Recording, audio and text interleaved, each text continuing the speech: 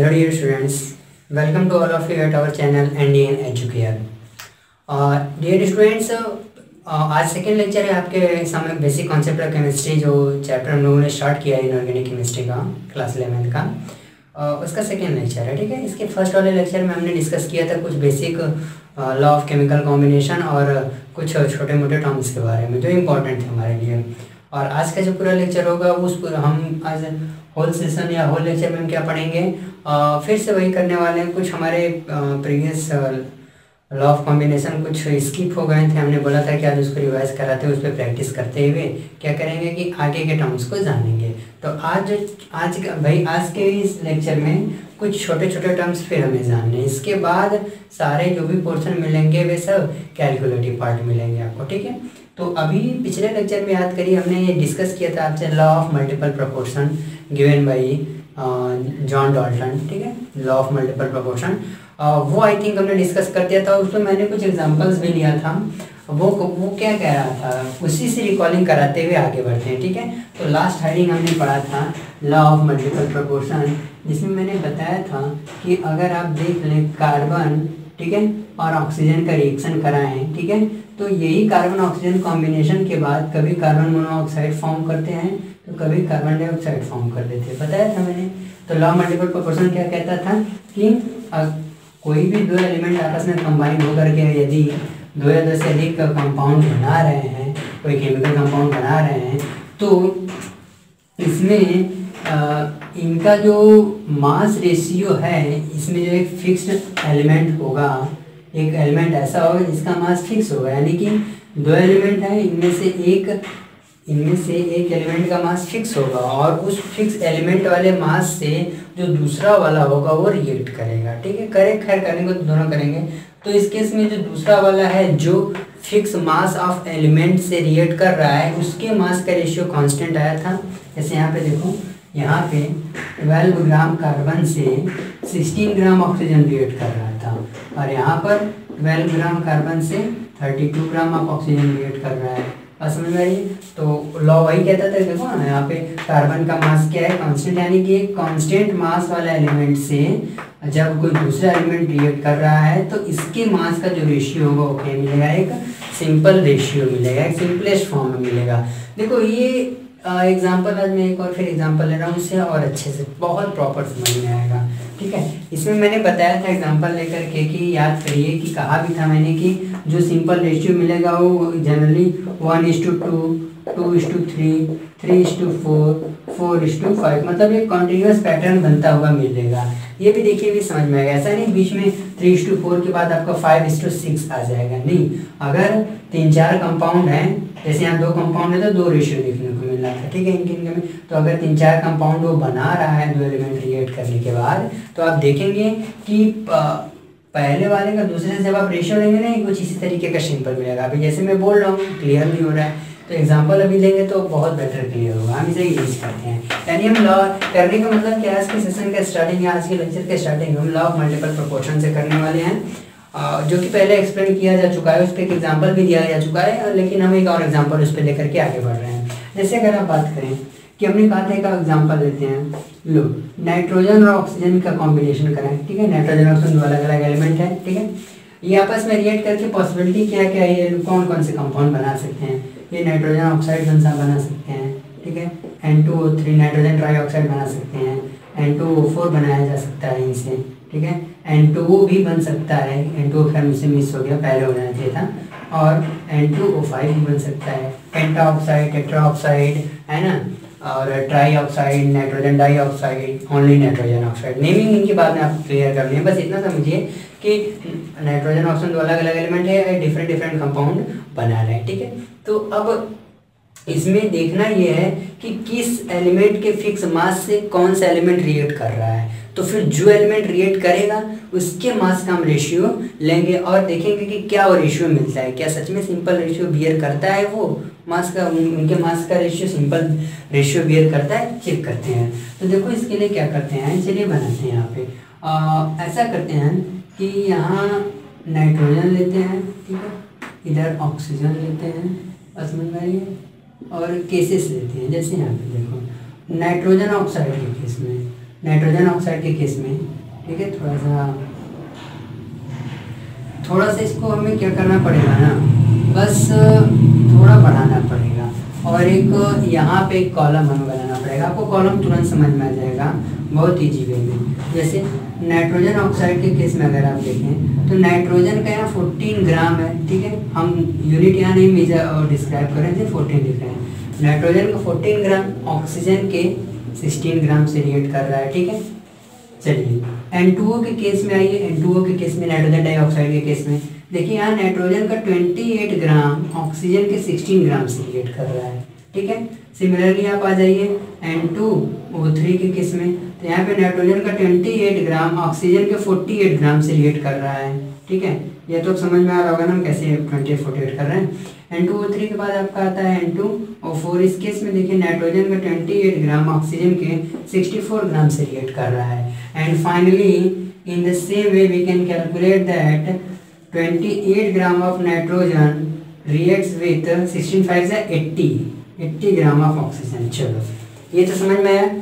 तो इसमें देखो आपको लगेगा नहीं, जैसे इस केस में कार्बन और ऑक्सीजन वाले में क्या था कि कार्बन के 12 ग्राम से डायरेक्ट 16 ग्राम एक बार रिएक्ट कर रहा था और इसी 12 ग्राम से एक बार 32 ग्राम रिएक्ट कर रहा था। ये आपको दिख गया था आसानी से, ठीक है। तो इसको इरेज करते हैं। यहाँ पे आपको डायरेक्टली नहीं दिख रहा है, क्या करेंगे देखिए, जब इस तरह के क्वेश्चन आ रहे होते हैं, मतलब कि कोई दो एलिमेंट आपस में रिएक्ट करते हैं और एक से ज़्यादा कंपाउंड का फॉर्मेशन करते हैं, तो उस केस में क्या होता है कि हमें चेक करना होता है। कभी दे देगा क्वेश्चन से आपको प्रॉब्लम्स आ सकती है कि भाई चेक करके आप अपने आंसर को शो करिए कि ये इस पर्टिकुलर टाइप के लॉ को फॉलो कर रहा है। तो हमें यहाँ लॉ ऑफ मल्टीपल प्रोपोर्शन में क्या करना है, कभी कभी क्या होगा कि डायरेक्टली आपको दिख जाएगा कि एक कांस्टेंट मास ऑफ वाले एलिमेंट से दूसरा एलिमेंट बार बार रिएक्ट कर रहा है। कभी कभी नहीं दिखता है, नहीं सिंपली समझ आता है, तो हम क्या करते हैं इसमें से हमें नाइट्रोजन और ऑक्सीजन किसी एक का मास कांस्टेंट बनाना पड़ेगा और वो हम कर सकते हैं मैथमेटिक्स के थ्रू, मल्टीप्लिकेशन किसी पर्टिकुलर नंबर से करके से। तो हम यहाँ पे नाइट्रोजन के मास को सेम बनाने वाले हैं। तो देखो सब में नाइट्रोजन 28 है और यहाँ पे भी बना देते हैं 28, तो इससे 2 से मल्टीप्लाई कर दें, ठीक है। तो ये आपका 28 हो जाएगा, तो इससे भी 2 से करना पड़ेगा, आपका 32 हो जाएगा, ठीक है। अब देखिए इसमें हर केस में, अब आप यहाँ पे देख रहे हैं इन ईच कंपाउंड केस नहीं लीजिए, in each compound different masses of oxygen, इसको लिखना पड़ेगा मुझे, डिफरेंट मासेस ऑफ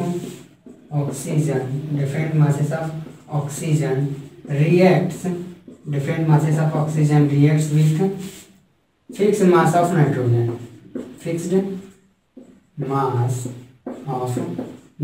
क्या आपके पास समझ में आ रही है? दिख भी रहा है कि ऑक्सीजन की डिफरेंट मास नाइट्रोजन के फिक्स मास से रिएक्ट कर रहे हैं। तो चलो अब क्या करना है, जरा अब इनका रेशियो लेना शुरू करते हैं, ठीक है भाई। इस केस में आपने बार मैं बता रहा हूँ, कार्बन और ऑक्सीजन में जब कार्बन मोनोऑक्साइड था और CO2 था, तो आपने क्या किया था, इन जो एलिमेंट का मास फिक्स था उसका थोड़े ना रेशियो ले रहे थे, उस फिक्स मास वाले एलिमेंट से जो रिएक्ट कर रहा था उनके मास का रेशियो ले रहे थे ना, यानी कि 16:32 ले रहे थे। तो यहाँ पे चलिए लेना शुरू करते हैं। आइए यहाँ पे देखिए, अगर आप NO और NO2 को पेयरिंग हम करेंगे इस तरीके से, है ना, NO NO2 को लेंगे, फिर N2O3 को लेंगे, फिर N2O3 N2O4 को लेंगे, ठीक है, फिर N2O4 और N2O5 को लेंगे और देखेंगे इनका रेशियो क्या सिंपल बियर हो रहा है। सिंपल रेशियो तो देखते हैं, NO और N2O में ऑक्सीजन यहाँ पे 32 ग्राम और यहाँ पे 16 ग्राम है रिएक्ट कर रहा है, तो रेशियो क्या लेंगे हम, 32:16 लेंगे। पहले कैसे समझ में है। अब N2 और N2O3 को लेंगे, N2 और N2O3 को लेंगे, तो इस केस में 16:48 मिलेगा। देख रहे हैं क्या कर रहे हैं, इसमें ऑक्सीजन का 32 ग्राम नाइट्रोजन के 28 ग्राम से रिएक्ट कर रहा था और यहाँ पे ऑक्सीजन का 16 ग्राम नाइट्रोजन के 28 ग्राम से रिएक्ट कर रहा था, तो 32:16। इन द सेम केस यहाँ 16 ग्राम ऑक्सीजन के 28 से, तो 16:48। अब आप समझ गए होंगे, मैं सेम उस सब में ऐसे करने वाला हूँ, तो मुझे इसके सामने लिखना पड़ेगा, ठीक रहेगा। 32:16, इसके सामने आपका आ जाएंगे 16:48, यहाँ पे आपका हो जाएगा 14:64, यहाँ पे क्या हो जाएगा 16:80, अच्छा 16:4:80, और इसको क्या करोगे N2O5 और अब आप देखो किसको इस केस में आपने इस केस में इसको कंपेयर किया था, ठीक है। इस केस में इसको कंपेयर कर लिया, इस केस में इसको कंपेयर कर लिया, इस केस में इसको कंपेयर कर लिया। अब इस केस में वही मिल जाएगा। अगर आप इसको वापस लोगे पेयरिंग करोगे ना तो आपको 18:64 ही मिलेगा। अब जरा इनका सिंपलेस्ट, अब सबका सिंपलेस्ट फॉर्मूला चलते हैं, ये देखते हैं तो 2:1 मिलेगा, ये आपका 1:3 मिलेगा, ठीक है। ये आपका 3:4 मिलेगा, ये आपका 4:5 मिलेगा। तो मेरी बात देख रहे हैं क्या, समझ में आ रही है कि ये जो सिंपलेस्ट रेशियो का आप ध्यान दीजिए, जो हर केस में जो आपने मास रेशियो निकाला ऑक्सीजन का मास रेशियो आपने निकाला हर केस में, तो उसका सिंपलेस्ट रेशियो पे गौर करिए। देखिए ना क्या हो रहा है, 2:1, फिर 1:3, 3:4, 4:5, यानी कि लॉ ऑफ मल्टीपल प्रोपोर्शन में इसके पहले जब दो कंपाउंड बना था तब ज़्यादा केस आप नहीं मिला था, तो आपने सोचा ठीक है भाई हमेशा मास कांस्टेंट मिलेगा, कर लेंगे। लेकिन ऐसी बात नहीं है, कभी कभी कुछ ऐसे क्वेश्चंस आएंगे जहाँ पे आपको मास कांस्टेंट नहीं मिलेगा, तो आपको वहाँ पे बनाना पड़ेगा, उसको उस फॉर्म में ले जाना पड़ेगा। फिर आपको और साथ साथ आपको ये भी ऑब्जर्व करना पड़ेगा। देखिए आप देखेंगे कि जितने भी कंपाउंड बनेंगे इन दोनों के कॉम्बिनेशन से, या कोई और भी होगा, तो जितने भी कंपाउंड बनेंगे हर केस में आप अगर सिंपलेस्ट रेशियो लेंगे उस एलिमेंट के मास का जो एक फिक्स एलिमेंट वाले मास से रिलेट कर रहा है, तो वो सिंपलेस्ट रेशियो और का एक कॉन्टिन्यूस पैटर्न मिलेगा, ब्रेकिंग नहीं होनी है। ऐसे नहीं कि 2:1 फिर 1:3, 3:4, 4:5, ऐसा नहीं कि 4:5 के बाद 7:4 आ गया, ऐसा नहीं होगा। मल्टीपल प्रोपोर्शन में ये जो आपको सिंपलेस्ट रेशियो तो मिलेंगे ही मिलेंगे, और साथ ही साथ ये क्या होंगे कि एक कॉन्टिन्यूस पैटर्न इनमें देखने को, ब्रेकिंग नहीं होनी है इनके रेशियोज में। क्या ये समझ में आ गया? चलो ये समझ में आ गया। तो नेक्स्ट अब हमारा है, एक मिनट, और नेक्स्ट हमारा जो है वो है क्या, लॉ ऑफ रेसिप्रोकल प्रोपोर्शन। वो भी बहुत इम्पॉर्टेंट है। देखिए जितने लॉ आपको बताए जा रहे हैं, एक्सप्लेन करके एग्जांपल देके दिए जा रहे हैं, इनिशियल स्टेज है, तो अभी आपको इसी तरह से सीखना है कि भाई वो लॉ क्या होते हैं, उनका स्टेटमेंट क्या है, उनके एग्जांपल्स क्या, इस तरीके से। लेकिन इसमें बहुत अच्छे अच्छे क्वेश्चंस बनते हैं। आफ्टर 12th आप जब आप मेडिकल या इंजीनियरिंग एंट्रेंस एग्जामिनेशन में अपीयर होगे, तो उस केस में केमिस्ट्री के इन सारे सेक्शन से खूब क्वेश्चंस आते हैं और अच्छे अच्छे क्वेश्चंस आते हैं। बात समझ में आ रही है? तो वहाँ पे अपने कॉन्सेप्ट को आपको यहाँ से सारे कॉन्सेप्ट अगर क्लियर रहेंगे, पहले से कॉन्सेप्ट बिल्डअप रहेंगे, तो आप वहाँ पे बहुत अच्छे से मीन्स उस टाइप के क्वेश्चंस की अप्रोच करेंगे। हम लोग भी प्रैक्टिस करेंगे, स्टार्टिंग धीरे धीरे करेंगे ना, तो हम लोग भी उस लेवल तक जरूर जाएंगे, ठीक है। अभी तो फिलहाल सिर्फ इंट्रोड्यूस हुआ जा रहा है। तो अगला है हमारा लॉ ऑफ रेसिप्रोकल प्रोपोर्शन। क्या है? Law of reciprocal proportion. Law of reciprocal proportion, जरा हमें इसका स्टेटमेंट लिख लेंगे। जल्दी हम स्टेटमेंट लिखने की कोशिश करेंगे। ये होगा कि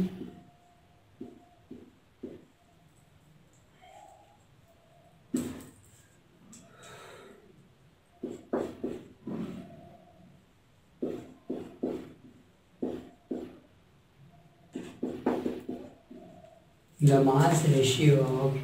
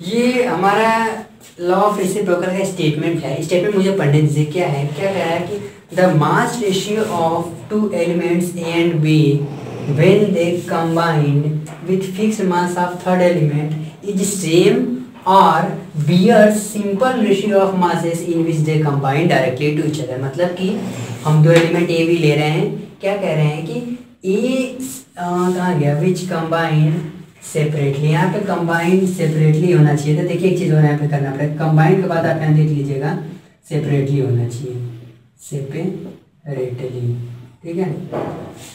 थोड़ा अलग करना पड़ेगा मुझे, कोई बात नहीं। विच combine separately with fixed.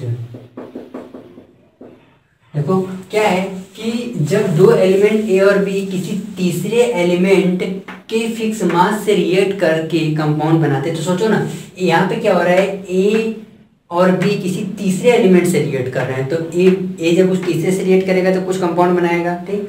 B जब तीसरे से रिएक्ट करेगा तो भी कुछ कंपाउंड बनाएगा। तो इस केस में जो इनके मास का रेशियो मिलेगा, है ना, ए ने इस तीसरे से कंबाइन किया ना, तो उसमें ए का कुछ मास होगा, बी ने तीसरे से कंबाइन किया तो उसका भी कुछ मास होगा। तो इनके मास का जब तुम रेशियो लोगे ना, तो वो रेशियो पता है या तो बराबर आएगा या तो सिंपल रेशियो होगा।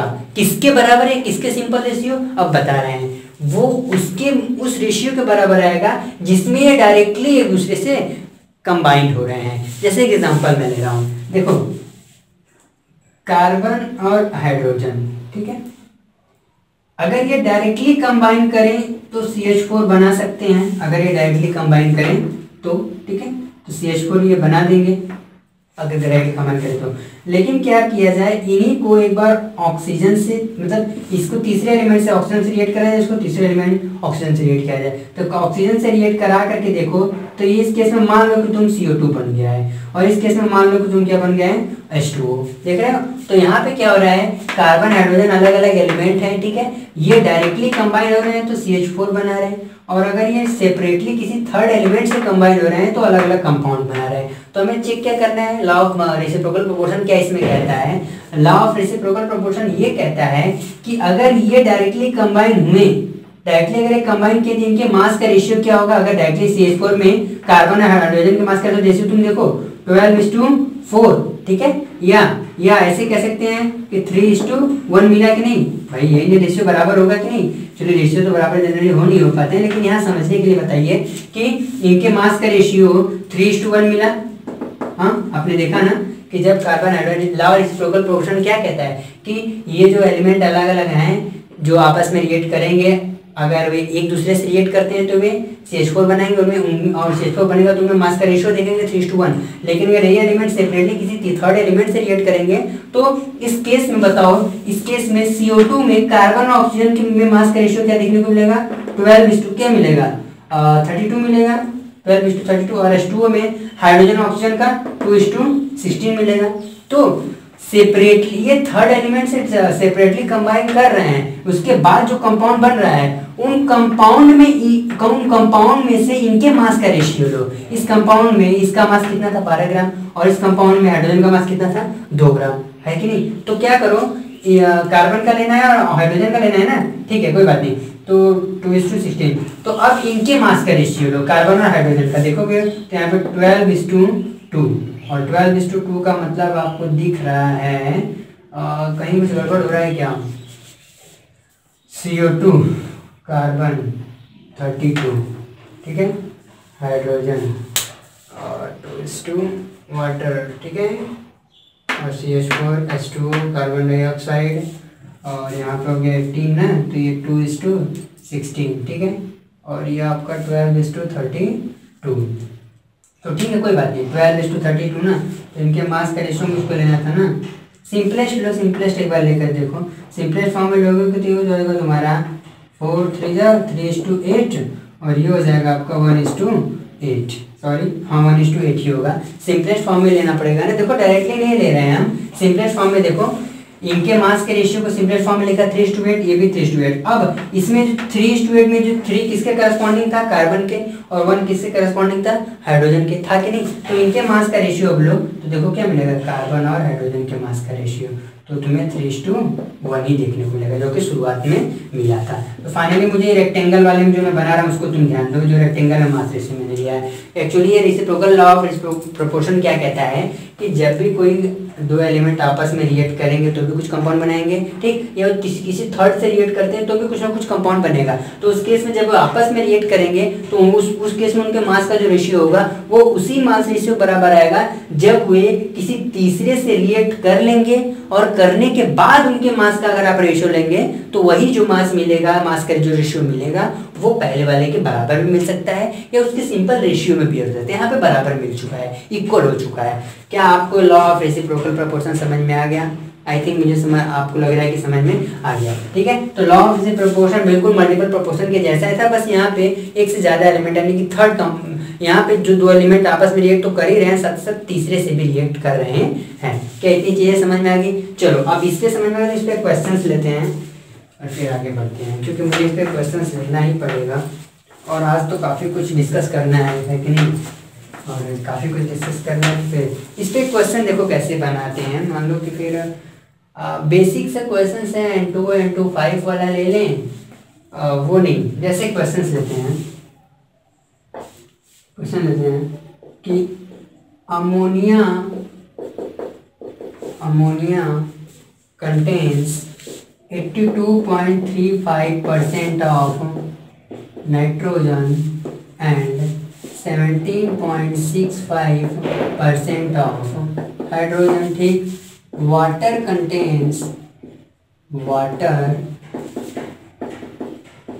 contains 88.90% of oxygen and 11.10% of क्या, ऑक्सीजन हो गया तो हाइड्रोजन, ठीक।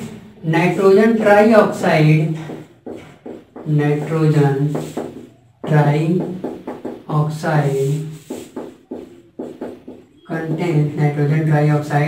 contains 63.15% of nitrogen and 36.85% of oxygen, ठीक है। तो हमें यहाँ क्या करना है, शो करना है, show that above data follow reciprocal proportion।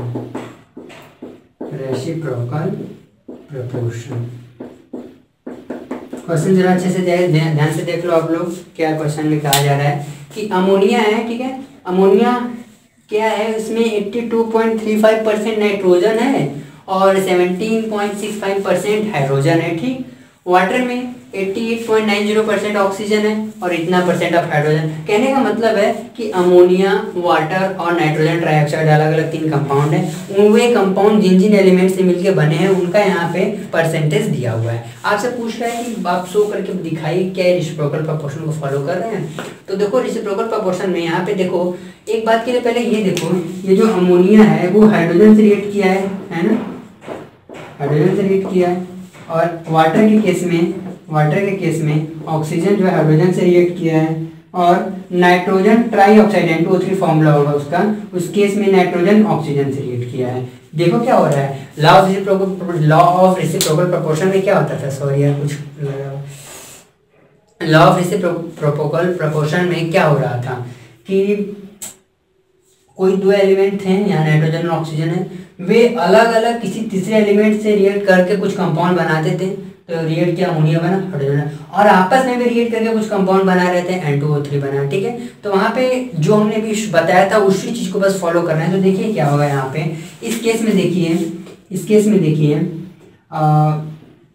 In case of ammonia case में देखिए यहाँ पे अगर आप सबका सम, इनके परसेंटेज का सम अप करोगे तो 100% टोटल मिलेगा, ठीक है। तो यहाँ पे हम परसेंटेज को सीधा इसके मास के इक्विवेलेंट मान ले रहे हैं, ठीक है। जैसे 82.35% नाइट्रोजन है ना, हम इसको कह रहे हैं 82.35 ग्राम नाइट्रोजन हम बोल रहे हैं, ठीक है। ये मतलब परसेंटेज को हमने इक्विवेलेंट कर दे रहे हैं ग्राम के। तो इन केस ऑफ अमोनिया देखो 17.65 ग्राम ऑफ हाइड्रोजन कितने नाइट्रोजन से रिएक्ट कर रहा है, 82.35 ग्राम ऑफ नाइट्रोजन से रिएक्ट कर रहा है। फिर से समझ में आए, 17.65 ग्राम ऑफ हाइड्रोजन नाइट्रोजन के 82.35 ग्राम से रिएक्ट कर रहा है। तो यहाँ बताओ 1 ग्राम ऑफ हाइड्रोजन, ठीक है, 1 ग्राम ऑफ हाइड्रोजन, नाइट्रोजन के कितने मास से रिएक्ट करेगा? 82.35 divided by 17.65 gram of nitrogen.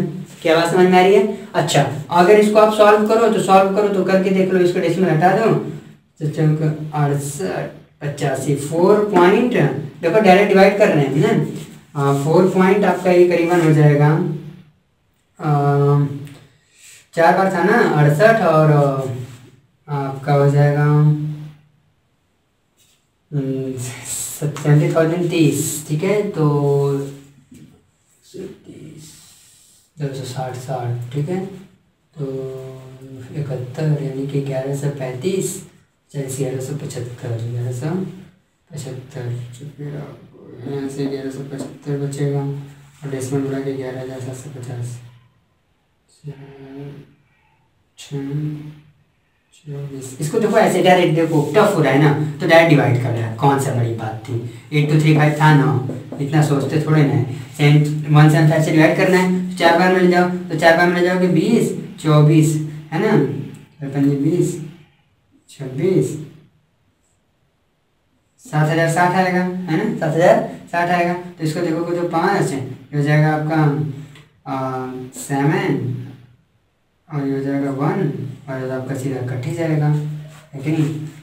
नहीं कटेगा नहीं, 1000 बचेगा, 5 2 7 काटे 1175, चूँकि डेसिमल पॉइंट बढ़ाएंगे तो 0 हो जाएगा, 11,750 हो जाएगा, ठीक। चूँकि 1700 है तो यहाँ पे हम करेंगे 85, 17 6 बार में ले जाएंगे, है ना, 30 और 36 3 42 45 4 10,590 0 15 6, ठीक है, और ये हो जाएगा आपका 601 और ये हो जाएगा आपका करीबन 1 और ये तो खैर 0 हो जाएगा, ठीक है, 0 7 1 और 1, ठीक है, 1160 फिर 0 करेंगे 11,600, मतलब 4.6 समथिंग ही आएगा, ठीक है। देखो ये कैलकुलेशन तुम्हें लगा कि यार 1 मिनट का टाइम ले रहा है वगैरह, तो भाई करना ही पड़ेगा उसको, आप जितना फास्ट कैलकुलेशन करें वो आपके लिए उतना ही बेहतर होगा, तो इतना इसको तो मुझे इरेज करना पड़ेगा, ठीक है, ये हमें इरेज करना पड़ेगा।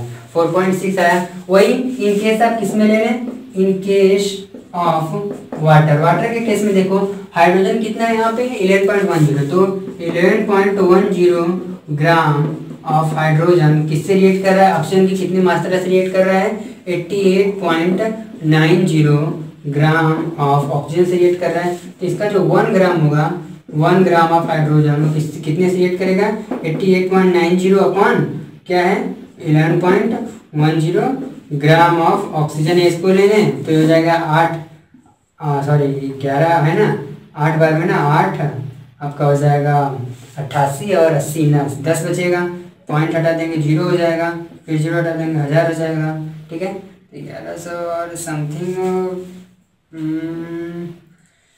और ये करीबन आपका आ जाएगा 10,000 हो जाएगा ना, 11,000, तो ये पॉइंट करीबन 9 बार में ले जाओगे, नहीं 1110 है ना, तो 10,000 में ले जाना है ना, 9 बार में अगर कहीं ले जाओगे 99 9,000, ठीक है, 8.09, इतना समझ में आ गया। चलो अगर इतना समझ में आ गया तो ये देखो क्या मैं बता रहा हूँ तुमको समझ में आ रहा है, हम देख रहे हैं कि अमोनिया के केस में हाइड्रोजन का 1 ग्राम नाइट्रोजन के कितने मास से रिएक्ट कर रहा है, और वाटर के केस में हाइड्रोजन का 1 ग्राम ऑक्सीजन के कितने मास से रिएक्ट कर रहा है। तो देखने कैलकुलेशन पे ये पता चला कि हाइड्रोजन का 1 ग्राम नाइट्रोजन के 4.6 ग्राम से रिएक्ट कर रहा है, और वाटर के केस में हाइड्रोजन का 1 ग्राम वाटर के 1.09 ग्राम से रिएक्ट कर रहा है। तो अब यहाँ पे हम मास रेशियो देख लें किसका, नाइट्रोजन और ऑक्सीजन का। उसके लिए देखो मैं स्टेटमेंट लिख रहा हूँ, क्या लिख रहा हूँ कि द मास रेशियो ऑफ किसका ले लें, द मास रेशियो ऑफ किसी का भी ले लो, नाइट्रोजन एंड ऑक्सीजन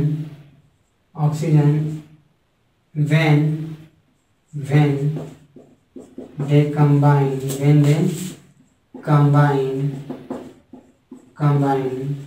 ब्रैकेट में लिख रहे हैं, when they combine with fixed mass of hydrogen,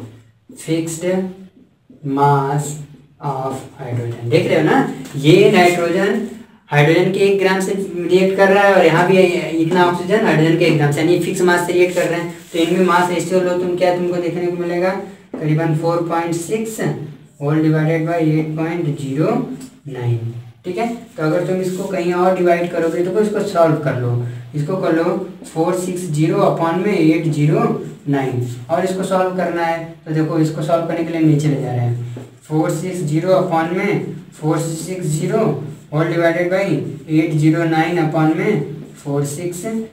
देख रहे हैं, इसको ऐसे कैंसिल कर देंगे, इसको इस तरीके से डिवाइड कर देंगे। यानी डिवीजन करने का तरीका होता है, पता अभी उसको बता देंगे हम क्या तरीका ऐसे एक्चुअली होता है। हमें क्या करा था, देखो डेसिमल हटा दिया, इतना क्या समझ में आता है, डेसिमल शिफ्ट हो गया। अब 460 को भी 460 से डिवाइड किया, यानी कि इसको भी 460 से डिवाइड किया, न्यूमरेटर को भी 460 से डिवाइड किया और डिनोमिनेटर को भी 460 से डिवाइड किया।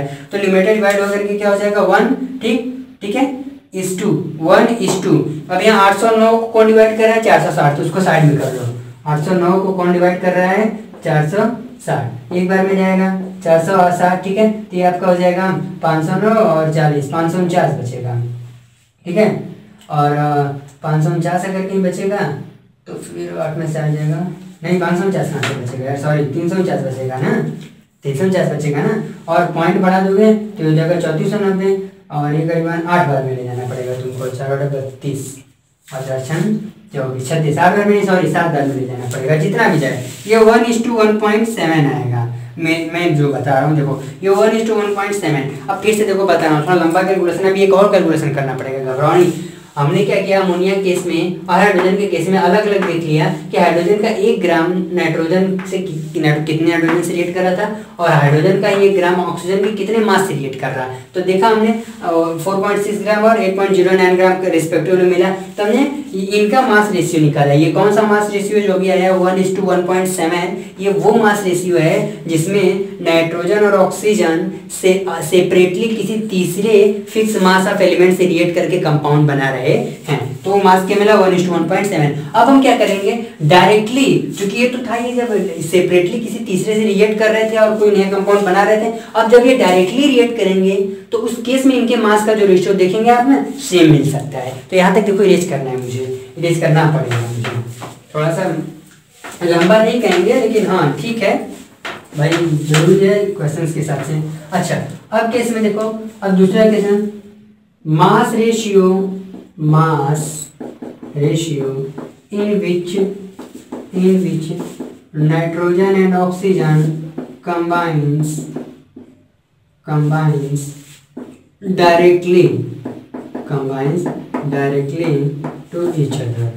ये डायरेक्टली एक दूसरे को कंबाइन कर रहे हैं, तो क्या मास रेशियो देखो, डायरेक्टली कंबाइन हो रहे हैं नाइट्रोजन, तो 63.15 नाइट्रोजन है और ऑक्सीजन कितना है 36.85। यार ये सीधा हम रखिए, यहाँ कुछ हमें नहीं करना पड़ेगा, यहाँ तो डायरेक्ट दिया है ना कि नाइट्रोजन ट्राइऑक्साइड के केस में नाइट्रोजन इतना है और ऑक्सीजन इतना है, तो इनके मास रेशियो ले लें तो ये होगा 63 नाइट्रोजन ऑक्सीजन का ले रहे हो ना 15 अपॉन में 3685 नाइट्रोजन ऑक्सीजन का लेना था। यहाँ पे हमने किसका ले लिया था, शायद नाइट्रोजन ऑक्सीजन का नहीं लिया था, हाँ ठीक है उसी का लिया था। इसको डिवाइड करो तब 6315 divided by what, I think 6315 ना, तो इसको डिवाइड कर दो तुम, इसमें ऑक्सीजन और नाइट्रोजन का मास रेशियो लो ना तुम, क्या लेना है तुमको 36 पॉइंट कहाँ है 36.85 अपॉन में 63.15, तो ये हो जाएगा आपका 3685। हम रिवर्स करती हैं उसका, बता रहे क्यों कर रहे हैं ऐसा, 6315 अब 3685 डिवाइडेड बाई 3685 ये अलग हो गया और डिवाइडेड बाई 6315 डिवाइडेड बाई 3685। तो आप देखेंगे ना ये डिवाइड होकर के क्या दे देंगे 1 अपॉन में, इसको साइड पे डिवाइड करोगे ना तो भी लगभग 1.7 के बराबर, यानी कि रेशियो 1:1.7 के बराबर ही मिलेगा। तो देख रहे हो, जब दो एलिमेंट आपस में कंबाइन कर रहे हैं तो उस केस में उनके जो मास का रेशियो है वो मास का रेशियो किसके इक्वल आ रहा है, जब वे किसी तीसरे से रिएक्ट कर ले रहे हैं और जो कंपाउंड बन रहा है उसमें इनके मास के रेशियो के बराबर। तो आई थिंक आपको लॉ ऑफ रेसिप्रोकल प्रोपोर्शन समझ में आ गया। यानी देखिए जितने लॉ थे हमने सब सारे एक्सप्लेन कर दिए। इसके अलावा अब जो बच रहा है आपका है, तो मुझे तो खैर इसके भी आगे आज बढ़ना है। इसके अलावा आपका जो देखिए बच रहा है बेटा, आई थिंक वो होगा कुछ एवोगैड्रो लॉ वगैरह वाला, मतलब गैस से रिलेटेड कुछ लॉ वगैरह हैं, है ना, एवोगैड्रो लॉ वगैरह, वो सारी अब बचे हैं। तो वो हम जब एक बार मूल कॉन्सेप्ट क्लियर कर लेंगे, एक बार मूल कॉन्सेप्ट का डिस्कशन करेंगे, तो वहाँ पर उन लॉ को बताया जाएगा। ठीक है, अब हम इसको इरेज करते हैं और अब देखिए हमें क्या स्टार्ट करना है। यहाँ तक समझ में आ गया ना। तो अब हमें स्टार्ट करना है इसके बाद, वो है हमारा कुछ बेसिक टर्म्स केमिस्ट्री से रिलेटेड। जैसे कि मैटर के बारे में हमने पिछली क्लास में डिस्कशन किया था। ठीक है, तो डिस्कशन हुआ था, ठीक है, अच्छा था डिस्कसन, बढ़िया से सीखा भी हम लोगों ने। अब क्या करना है, मैटर की प्रॉपर्टीज़ के बारे में डिस्कशन करेंगे। और देखो आज अब इसके बाद क्या हमें करना है, मैटर की कुछ प्रॉपर्टीज़ डिस्कशन करेंगे जो कि फिजिकल केमिकल प्रॉपर्टी कहलाती है। ठीक है, उसके बाद हम, आपको पता है, हम यूनिट के बारे में बात करेंगे कि हमारे केमिस्ट्री में जब हम किसी चीज़ को मेज़र करेंगे, अभी तक खैर आपने उतना केमिस्ट्री में कैलकुलेशन नहीं किया है प्रीवियस क्लासेस तक, लेकिन अब आपको बहुत कैलकुलेशन करना पड़ेगा। तो वहाँ पे कैलकुलेशन करने के दौरान यूनिट को किस तरह से रखना है और डिजिट्स आपके जो आंसर है उनको साइंटिफिक नोटेशन में कैसे शो करना है, और साथ ही साथ उनका स्टैंडर्ड फॉर्म क्या होना चाहिए, उन सारी चीज़ों के बारे में हम डिस्कस करने वाले हैं आगे। ठीक है, तो आई होप आपको क्लियर हो गया होगा आगे का क्या कॉन्सेप्ट है, आगे का क्या हम अप्रोच हम क्या करने वाले हैं। तो जो करने वाले हैं हम उसको शो करना चाहते हैं कि क्या करने वाले हैं। तो देखिए नेक्स्ट अब हमारा टॉपिक होगा, इसी रिलेट करना है केमिकल। ये इतने क्वेश्चंस वगैरह हैं, ढूंढिएगा, मिलेंगे तो जरूर, नहीं तो हम लोग तो कोशिश कराना ही है। ठीक है, आपको एज ए पीडीएफ जैसे मिलेगा, अभी वर्क किया जा रहा है उस पर, तो आई थिंक आपको समझ में आना चाहिए सारी चीज़। अब देखो क्या है, क्या बात की थी मैंने, मैटर की। ठीक है, देखो मैटर की जनरली क्या है। ठीक है, अब अगला हेडिंग होगा प्रॉपर्टीज ऑफ मैटर।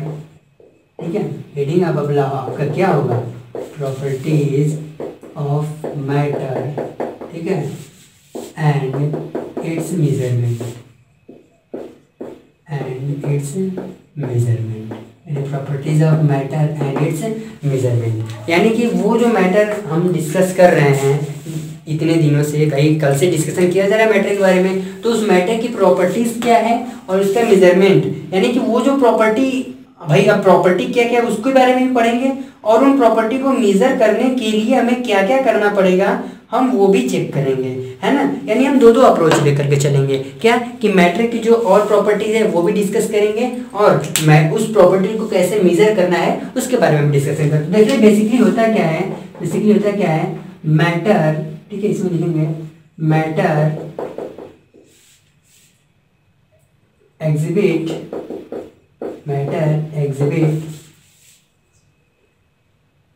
जनरली, है ना, जनरली टू प्रॉपर्टीज। ठीक है, physical properties and chemical properties, physical properties और केमिकल प्रॉपर्टीज। ये मैटर दो तरह की प्रॉपर्टी को शो करता है, physical properties and chemical properties. अब देखो ये सब क्या है, जैसे फिजिकल प्रॉपर्टी की अगर हम बात करें, पहला हम क्या डिस्कस करेंगे, अब physical property. Physical properties generally कह लीजिए, कोई भी मैटर हो। देखिए क्या आपको समझ में आ रहा है ना, मैटर की प्रॉपर्टी और उसके मेजरमेंट के बारे में डिस्कस करेंगे। तो पहले प्रॉपर्टी ऑफ मैटर बात करते हैं। देखो जनरली मैटर के दो प्रॉपर्टीज देखो, कोई भी मैटर को फिजिकल प्रॉपर्टी भी उसके पास होता है और केमिकल प्रॉपर्टीज भी होता है। तो फिजिकल प्रॉपर्टीज क्या होती है, जैसे इसके बारे में हम लिखेंगे कि दोज प्रॉपर्टीज, ठीक है, those properties of matter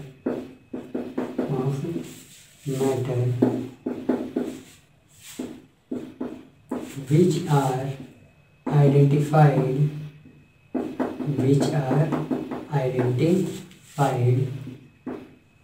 only by observation, without changing its chemical composition। देखो एग्जांपल भी लिख रहा हूँ, फिर समझा रहा हूँ। केमिकल कंपोजिशन, ठीक है, एग्जांपल के लिए जैसे स्टेट है ना, ओडियोर, कलर एटसेट्रा। जैसे फिजिकल प्रॉपर्टीज क्या हमने कहा कि देखो मैटर की वो प्रॉपर्टीज जो कि नॉर्मली मैटर को ऑब्जर्व करके देख के ही पता लगाया जा सके। और भाई नॉर्मली ऑब्जर्वेशन के केस में हम आप मैटर के किसी केमिकल कंपोजिशन को नहीं ना बदल रहे हैं कि जैसे मतलब मैंने मार्कर लिया भाई इसको वॉच कर रहे हैं, ऐसे वॉच करने से इसका केमिकल कंपोजिशन बदल नहीं ना जाएगा। तो वो प्रॉपर्टी मैटर की जो नॉर्मली ऑब्जर्वेशन से पता हो जाती हैं और इस ऑब्जर्वेशन में उस मैटर की केमिकल कंपोजिशन में कोई बदलाव नहीं होता है, तो उस तरह की प्रॉपर्टीज क्या कहलाती है, फिजिकल प्रॉपर्टी। जैसे आप मान लीजिए शुगर लेते हैं, शुगर का क्रिस्टल लेते हैं, ठीक है, तो आप देखते हैं उसको पता लगाएंगे कि भाई कलर वाइट है, स्टेट सॉलिड है, ओडियोरलेस है, इसके पास किसी तरह का ओडियो भाई चीनी में से किसी तरह की महक या सुगंध नहीं ना आती है, तो ओडियोरलेस होगा। तो आपने देखते ही बताया कि स्टेट इसका सॉलिड, ओडियोर यानी कि ओडियोरलेस, कलर में कैसा है, वाइट है। उसी तरीके से साल्ट को भी ले, नमक, उसमें भी कहेंगे कि सॉलिड, खैर तो पाउडर फॉर्म है वो अलग हम बात करेंगे अभी, तो जनरली सॉलिड के स्टेट में रखते हैं, सॉलिड, ओडियोरलेस और कलर वाइट हो गया। बात समझ में आ रही है। मिल्क को ले लो, मिल्क का स्टेट लिक्विड, ओडियोर बोलेंगे कोई टेस्ट अभी है ही नहीं, मिल्क का भी कौन सा सुगंध आता है, ठीक है, वो तो बाद में बॉइलिंग वगैरह पे ना आने लगता है। और कलर में क्या बोलेंगे, वाइट। तो किसी भी सब मैटर को आप ले लें, अगर उस मैटर की फिजिकल प्रॉपर्टी बतानी है तो बस उसको आप आपके सामने वो जो दिख रहा है यानी कि उसके स्टेट, उसके कलर और उसके टेस्ट के बारे में आप देख के बता दीजिए, वही इसकी क्या कहलाती है, फिजिकल प्रॉपर्टीज कहलाती है। फिजिकल प्रॉपर्टीज में देखिए जनरली लोग उसको भी लिख देते हैं, मेल्टिंग पॉइंट और बॉइलिंग पॉइंट को भी, ठीक है, लोग melting point and boiling point को भी फिजिकल प्रॉपर्टीज में रखते हैं, तो ये भी ध्यान रखिएगा। कहते हैं कि भाई ठीक है मेल्टिंग पॉइंट और बॉइलिंग पॉइंट किसी सब्सटेंस का, मेल्टिंग पॉइंट किसके लिए होगा, जो सॉलिड जनरली होंगे, लिक्विड के लिए तो बोलोगे नहीं, लिक्विड तो ऑलरेडी मेल्ट है, तो सॉलिड वालों के लिए मेल्टिंग पॉइंट और लिक्विड वालों के लिए बॉइलिंग पॉइंट। ये सारे भी क्या हैं आपके फिजिकल प्रॉपर्टीज हैं। बात समझ में आ गई। चलो फिजिकल प्रॉपर्टीज समझ में आ गई, तो अब जरा केमिकल प्रॉपर्टीज को भी देख लेते हैं, नीचे लिख देते हैं। क्या है अगला हमारा, केमिकल प्रॉपर्टी। देखिए इसी का ठीक रिवर्स कहने का क्या मतलब कि फिजिकल प्रॉपर्टीज में क्या हो रहा था कि हम सिर्फ नॉर्मली सब्सटेंस या मैटर को सामने देखेंगे और उसके देख करके हमें जो ऑब्जर्व लगे, जो उसके बारे में ऑब्जर्व करेंगे वही उसकी फिजिकल प्रॉपर्टीज होगी, लाइक स्टेट, ओडियोर और फिर कलर। लेकिन केमिकल प्रॉपर्टीज में क्या होता है कि अब हम क्या करते हैं, उसके केमिकल कंपोजिशन को देखते हैं, मतलब अब हम उसके इंटरनल स्ट्रक्चर पे जा रहे हैं कि आखिर ये बना तो खैर एटम मॉलिक्यूल से खैर बना ही होगा, उसका फॉर्मेशन एटम मॉलिक्यूल से ही होगा, लेकिन उसके केमिकल कंपोजिशन में क्या क्या चीज़ें हैं, किस तरह के मटेरियल्स और इसमें मिले हुए हैं, उसकी अगर हम स्टडी करना शुरू करें तो केमिकल प्रॉपर्टीज कहलाती है। इसके लिए हम लिखेंगे कि those observation, those properties of matter, ऐसे नहीं, हाँ ठीक है ऐसे कह लीजिए, those observation of matter which are identified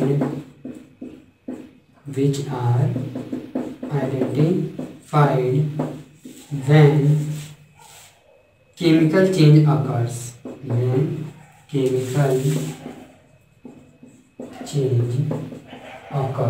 यानी कि एग्जांपल के लिए अगर हम ले लें, देखो एक एग्जांपल सबसे सिंपल सा ले रहे हैं कि फॉर्मेशन, ठीक है,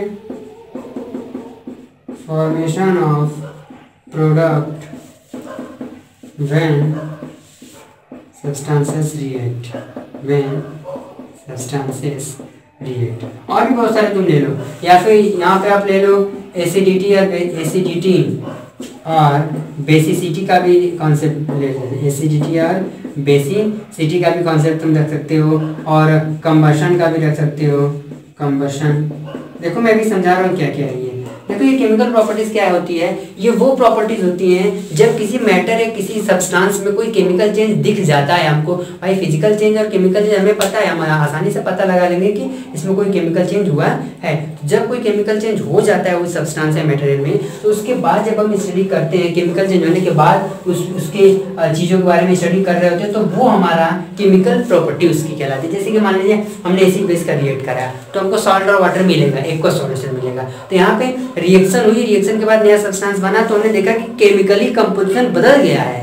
रिएक्शन से पहले जो एसिड लिक्विड हुआ करता था, जो बेस लिक्विड हुआ करता था, अब रिएक्ट करके एक नया मतलब सॉल्ट जैसा प्रेसिपिटेट पीपीटी फॉर्मेशन कर रहे हैं। तो वहाँ पे केमिकली कंपोजिशन बिल्कुल चेंज हो गया है। अगर कि केमिकल कंपोजिशन बदला तो आपने किस चीज़ की स्टडी की, आपने वहाँ ये ऑब्जर्व किया कि रिएक्शन से पहले उनका स्टेट क्या था और बाद में अब क्या है। तो ये जो आपका ऑब्जर्वेशन ये आपका कैसा, आप क्या बात कर रहे हैं, आप केमिकल प्रॉपर्टीज की बात कर रहे हैं। तो आई थिंक आपको फिजिकल प्रॉपर्टीज और केमिकल प्रॉपर्टीज समझ में आ गए। तो चलिए देखिए, ये तो था फिजिकल प्रॉपर्टीज और केमिकल प्रॉपर्टीज। अब इसे मुझे इरेज करना पड़ेगा, और इरेज करके मुझे क्या करना पड़ेगा, आगे के टॉपिक्स को बताने पड़ेंगे, जो कि बहुत ही जल्द हम आज का लेक्चर भी काफ़ी इंपॉर्टेंट है, क्योंकि छोटे छोटे टॉपिक्स आज भी डिस्कस कर रहे हैं हम, जो कि कल भी हो रहा था और इन बीच में होता रहेगा अगर कहीं ऐसे लोग मिलते रहें तो। अब देखो, जैसे अब हमें मेजरमेंट की बात आई, किसकी बात आई, किसकी, मेजरमेंट की बात आई,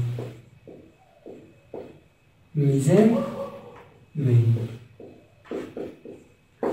अब देखो मेजरमेंट क्या है यार, हुआ क्या कि देखो, वैसे तो मैथमेटिक्स में आप बहुत सारे कैलकुलेशन करते हो, नॉर्मल सा जो भी एडिशन सब्ट्रैक्शन, इसके पहले जो भी कुछ भी, लेकिन केमिस्ट्री में क्या है कि हुआ क्या एक्चुअली कि जब स्टार्टिंग में केमिस्ट्री की फील्ड में काफ़ी मतलब कहने का वो इन्वेंट हो रहे थे, काफ़ी नई नई चीज़ें बन रही थी, नई नई चीज़ें मतलब कि सामने आ रही थी। तो उस केस में जितने भी साइंटिस्ट उस टाइम के थे उनको काफ़ी कुछ डेवलपमेंट करना पड़ता भाई, उनको अपना एक्सपेरिमेंटल अप्रोच भी करना था भाई, वो एक्सपेरिमेंट भी करते थे और साथ ही साथ एक्सपेरिमेंटल अप्रोच के साथ साथ उनको मैथमेटिकल कैलकुलेशन से भी गुजरना होता था।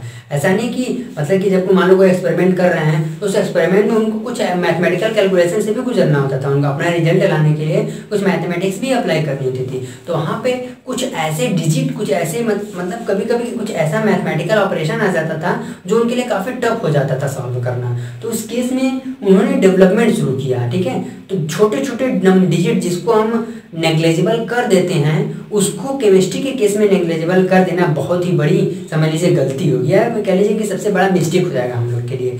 तो अब हम क्या करेंगे, अब हम थोड़ी सी हिस्ट्री जानेंगे। हिस्ट्री के कारण कुछ बहुत ज़्यादा हिस्ट्री नहीं जानेंगे, बस छोटी सी बात, थोड़ा पीछे जाएंगे और बैक जा करके देखेंगे कि मेजरमेंट की शुरुआत क्यों हुई, आखिर हुई क्या। तो देखिए, फर्स्ट ऑफ ऑल 18वीं सेंचुरी की बात है, यूँ कहिए कि इन 18वीं सेंचुरी में, ठीक है, 18वीं शताब्दी की शुरुआत हो ही रही थी। 18वीं सेंचुरी देख लीजिएगा स्पेलिंग, ठीक है। 18वीं सेंचुरी में क्या था कि जनरली दो तरह के सिस्टम, मेजरमेंट के लिए दो तरह के सिस्टम चलते थे भाई। अभी आपके दिमाग में आ रहा होगा, इतना पढ़ते आपके दिमाग में आ रहा होगा कि यार लीटर, मिलीलीटर, सेंटीमीटर, किलोमीटर, ये सब आ रहा होगा, ठीक है। बिल्कुल सही, क्योंकि आप अभी तक भाई मॉडर्न एरा में आपने इन चीज़ों को, पहले से तो खैर वो सब थी, लेकिन माइंड में ये सब रन कर रहे होंगे। लेकिन ये आपके ऐसा सिस्टम है, इनके आने से पहले बहुत चीज़ें आ चुकी थी। तो जो चीज़ें आ चुकी थी उसको ज़रा जान लीजिए। तो 18वीं सेंचुरी में जनरली दो सिस्टम चलता था आपका, इंग्लिश सिस्टम चलता था, ठीक है, मेजरमेंट के लिए, ठीक है।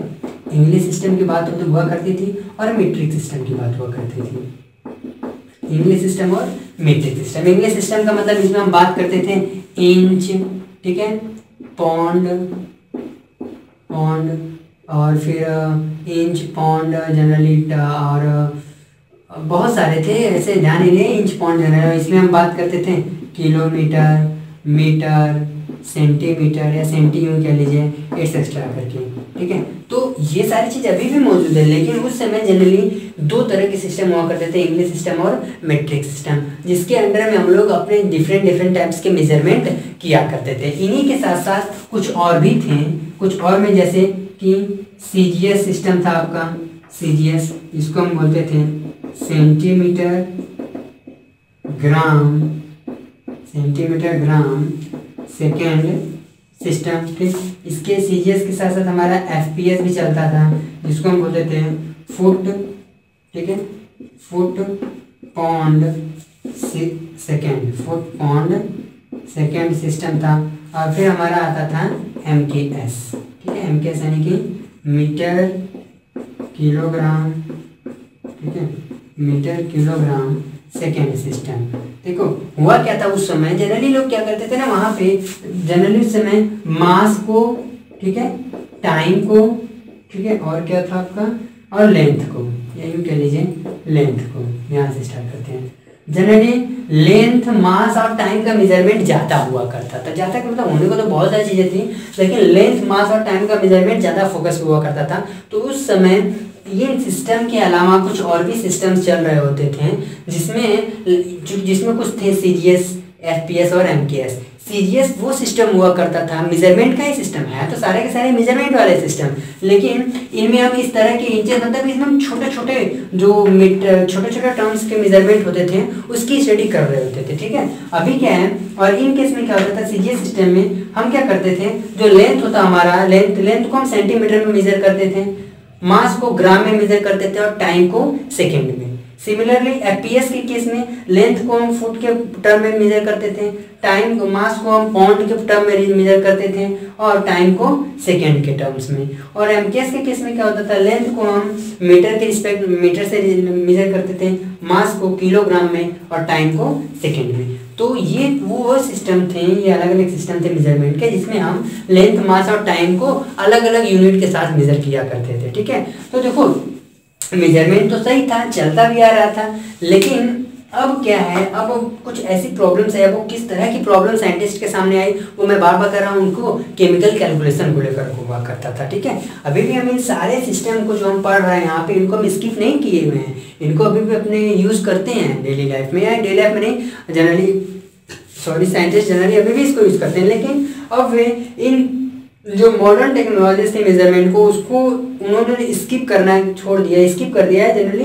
अब मैक्सिमम जगह एसआई यूनिट यूज़ की जाती है, अभी मैं एसआई यूनिट बात करूंगा, लेकिन इसके पहले एक चीज़ इतना जान लीजिए कि ये तो थे हमारे छोटे छोटे इंफॉर्मेशन जो हम पहले मेजरमेंट के लिए यूज़ करते थे। और दूसरी चीज़ ये भी जान लीजिए, जब भी कोई चीज़ आप लिखेंगे, कोई भी चीज़ अगर आप केमिस्ट्री या फिजिक्स में आप कोई भी टर्म्स लिखते हैं तो उसके पास नंबर वाला एक न्यूमेरिकल वैल्यू भी रहती है, साथ में उसका यूनिट भी होता है। तो अब के बाद से आप जब भी कुछ लिखेंगे, कोई कैलकुलेशन है, कुछ भी कैलकुलेट करेंगे मैथ या फिजिक्स में, सॉरी फिजिक्स केमिस्ट्री के केस में, तो आपको न्यूमेरिकल वैल्यू के साथ साथ यूनिट अगर उसकी पॉसिबल है तो यूनिट भी आपको लिखनी पड़ेगी। तो हमें ये समझना है, ये कुछ चीज़ें हमें समझाना चाहिए इसके से। जैसे मैं कहूँ कि 5 मीटर, 5 मीटर, तो 5 मीटर में जो 5 है आपका एक नंबर है, इसे समझ लीजिए क्योंकि अभी आगे काम आएगा।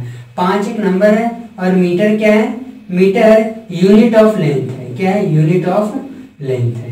तो देख रहे हो 5 मीटर में भी दो चीजें छिपी हुई हैं। 5 एक नंबर है, मैग्नीट्यूड भी इसको बोल दो, है नंबर सिंपली भी बोलो।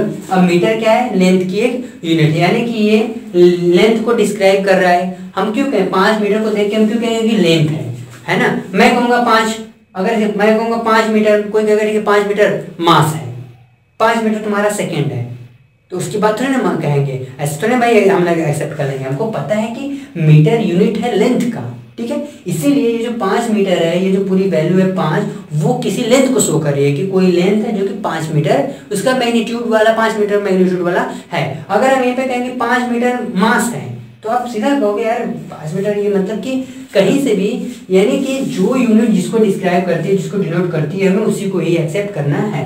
तो यहाँ पे अगर हम 5 मीटर की जगह अगर हम कहें 5 किलोमीटर, तो 5 अभी भी नंबर ही है, लेकिन अब मीटर के साथ किलोमीटर आ चुका है। तो देखो मीटर क्या है, अभी भी लेंथ की, ये भी यूनिट, ये भी लेंथ को शो कर रहा है, ये भी लेंथ को शो कर रहा है, लेकिन ये छोटी लेंथ को, कोई शॉर्टेस्ट डिस्टेंस या शॉर्टेस्ट लेंथ को शो कर रहा है, और ये एक बड़े लेंथ को शो कर रहा है। कैसे, उसकी इस मीटर के पहले जो किलो वर्ड लगा हुआ है, किलो जो क्या करता है, किलो वर्ड वो आपके इस नंबर के मैग्नीट्यूड को बढ़ा देता है, यानी कि ग्रेटर मैग्नीट्यूड वाला है ना। जैसे किलो हो गए, मेगा हो गए, गीगा हो गए, अभी हम उनका लिस्ट बना रहे हैं। तो किलो, मेगा, गीगा, ये वो सारे लिस्ट हैं आपके सामने हैं जो किसी पर्टिकुलर लेंथ के मैग्नीट्यूड को पूरी तरह से बढ़ा देंगे। जैसे यहाँ पर्टिकुलर लेंथ था 5 मीटर, लेकिन हमने 5 किलोमीटर किया, तो इस किलो ने क्या किया, इस लेंथ के मैग्नीट्यूड को सडनली काफ़ी इंक्रीज कर दिया है ना, इसके मैग्नीट्यूड को बढ़ा दिया। तो कुछ ऐसे भी टर्म्स हैं हमारे पास जिनको हम अभी आगे चल करके प्रीफिक्स सफिक्स नाम देंगे,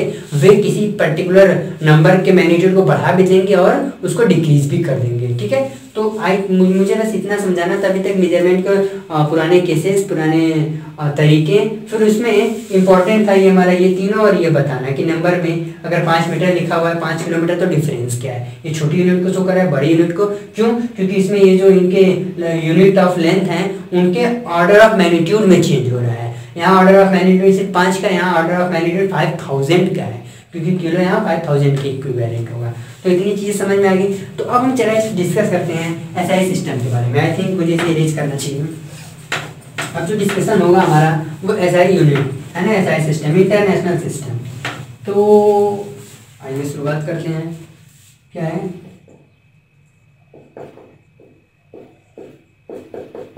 international system of unit, generally इसी को एसआई यूनिट का नाम देते हैं। क्या नाम दिया जाता है इसको? SI unit. क्या इसमें खास बात थी? इसके लिए हम बस यही लिखेंगे कि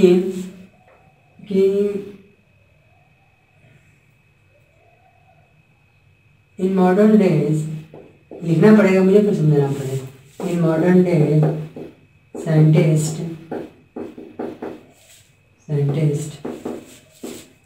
uses SI unit mostly, ठीक है, mostly, और इसके बारे में लिखेंगे this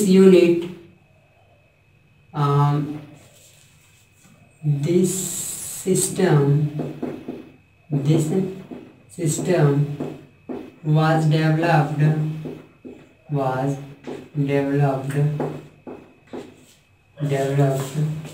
by 11th CGPM।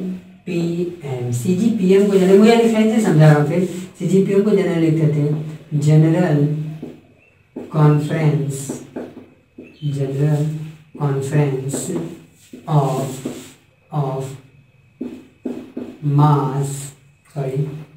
Wait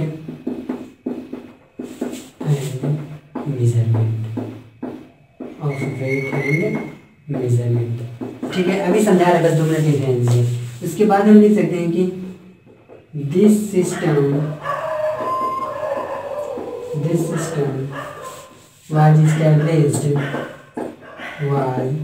established ठीक है in 1875 इन पेरिस में शायद हुआ था, शायद पेरिस में हुआ था, इन पेरिस। और सबसे खास बात इसमें ये जो CGPM है, CGPM की बात करें, इट इज, है ना, इसके बारे में हम ये कह सकते हैं कि अभी इसके बारे में बस इतना जाने, अभी मैं समझा रहा हूँ क्या है इंटरनेशनल सिस्टम या एसआई यूनिट क्या है, पहले सब समझ लीजिए। एक्चुअली क्या था कि अब मॉडर्न टाइम में कई कंट्री के साइंटिस्ट लोगों ने मिल करके एक डिसीजन लिया कि हम मेजरमेंट का एक तरीका डेवलप करते हैं, वो तरीके हर जगह अप्लाई किए जाएंगे, हर जगह हम उसी को यूज़ करेंगे, अपने इंडस्ट्रियल फील्ड में बात करें या जहाँ कहीं भी। तो उन्होंने एसआई सिस्टम का डेवलपमेंट हुआ एक्चुअली। खैर ये तो 1875 में पेरिस में ही डेवलपमेंट इसका हो चुका था। और वो देखिए CGPM से आपको लग रहा होगा कि जनरल कॉन्फ्रेंस, ठीक है, PM का क्या है बेटा, देखिए ये आपका फॉरेन वर्ड है, यहाँ पे P आपका जनरली कोई पाई से रिलेटेड है ना, पाई और मेजरमेंट करके ऐसा है, वो याद नहीं आ रहा है अभी, लेकिन हम यहाँ पे क्या कर रहे हैं, उसका मीनिंग था जो भी P और M, अपना P और M का जो कुछ भी वहाँ पे फुल फॉर्म आता था, उसका मीनिंग था वेट एंड मेजरमेंट से रिलेटेड। ठीक है, तो क्या है कि CGPM एक ऑर्गेनाइजेशन कह सकते हैं ना, साइंटिफिक ऑर्गेनाइजेशन है जो क्या करती है, डिफरेंट टाइम के मेजरमेंट को लेकर के स्टडी करती है और नए मेजरमेंट का डेवलपमेंट कर रही होती है। ठीक है, एक तरीके से वो क्या है, इन आपका ऑर्गेनाइजेशन है। तो जब 11th CGPM एक मीटिंग हुई थी, ठीक है, जब 11वीं CGPM की मीटिंग हुई थी, तो उस केस में एसआई सिस्टम की बात रखी गई थी, है ना। और उस समय था आपका 1875, यानी सोचिए ना 18th सेंचुरी में हम जब मेट्रिक सिस्टम और इंग्लिश सिस्टम की बात कर रहे थे, तो हमने कहा था कि 18th सेंचुरी में ये काफ़ी प्रचलन में थे। ठीक है, लेकिन जैसे ही 19th सेंचुरी स्टार्ट हुई, 19th सेंचुरी में एसआई यूनिट को अडॉप्ट किया गया। अब इस एसआई यूनिट की खास बात क्या है, देखिए इसकी खास बात क्या है कि this SI unit contains ठीक है, contains 7 basic physical quantity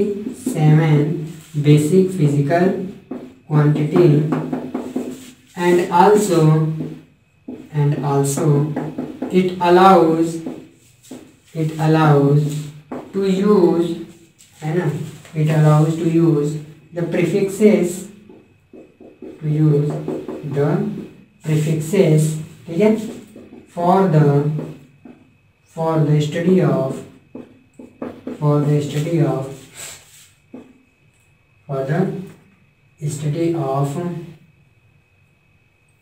क्या कह सकते हैं, for the study of different type of unit, for the study of different types of unit. अब आपको लग रहा है कि क्या बात की जा रही है, अभी मैं चार्ट बनाऊंगा ना बेटा तो सब समझ में आएगा कि क्या बात की जा रही है।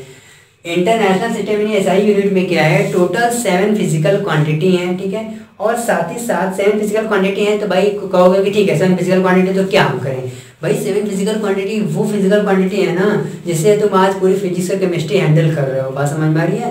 तो ये 7 फिजिकल क्वांटिटी के बारे में अभी हम डिस्कशन करेंगे, उनके यूनिट के बारे में डिस्कशन करेंगे, और साथ ही साथ यही एसआई सिस्टम जो तुम पिछले क्लासेस में करते नहीं आ रहे थे, माइक्रो, नैनो, एंगस्ट्रॉम, पीको, ये जो छोटे छोटे टर्म्स थे आपके लेंथ वगैरह के ना, ये कहाँ से डेवलप होकर गया है, एसआई यूनिट ने इनको दिया है। एसआई सिस्टम में क्या किया गया है, कुछ ऐसे प्रीफिक्स को भी डेवलप किया गया था, वे प्रीफिक्स यूज किए जाते थे इन्हीं फिजिकल क्वांटिटी के यूनिट को प्रॉपर तरह से स्टडी करने के लिए। यानी कि एसआई सिस्टम हमारा फिजिकल क्वांटिटी भी हमें दे रहा है और साथ ही साथ यहीं से वे डिफरेंट टाइप का प्रीफिक्स भी हमको प्रोवाइड कर रहा है, ताकि हम उन प्रीफिक्स का यूज करके हम डिफरेंट टाइप्स के जो हमारे फिजिकल क्वांटिटी के यूनिट हैं उनकी स्टडी कर सकें। तो क्या वो डिफरेंट टाइप के फिजिकल यूनिट्स हैं और फिजिकल क्वांटिटी है, उनका यूनिट क्या है, हम आगे अब उसको डिस्कस कर रहे हैं। तो वो जो 7 बेसिक, अब हम चार्ट एक बनाएंगे, उस चार्ट के थ्रू आपको एक्सप्लेन करेंगे। तो सपोर्ट करिए, थोड़ा सा एक्सप्लेन करना इजी हो जाएगा। देखिए क्या क्या है। और फर्स्ट है आपका, अगर हम चार्ट बनाएं तो फिजिकल क्वांटिटी का चार्ट बनेगा आपका, एक तरफ फिजिकल क्वांटिटी, ठीक है, इधर क्या कर लें, सिंबल बना लें, सिंबल फॉर क्वांटिटी। तो जो फिजिकल क्वांटिटी है उनका सिंबल ताकि पहचान में आ जाए, ठीक है।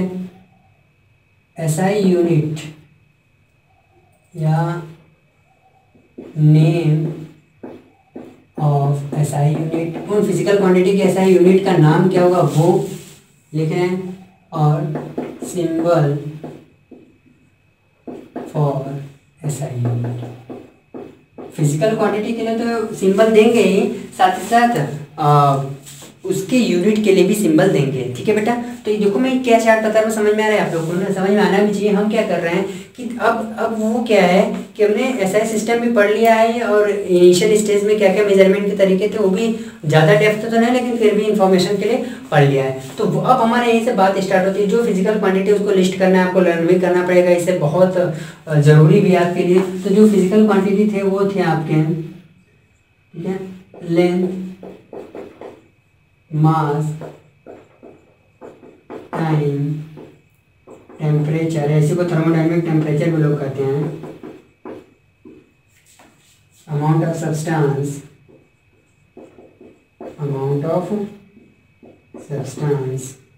कितने हो गए, 2 4 5, अरे 1 2 3 4 5, पाँचों का क्या चाहिए अभी, चलो 2 और हो जाएगा।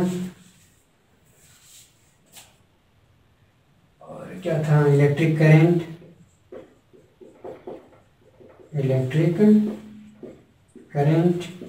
और एक आपका था luminous intensity,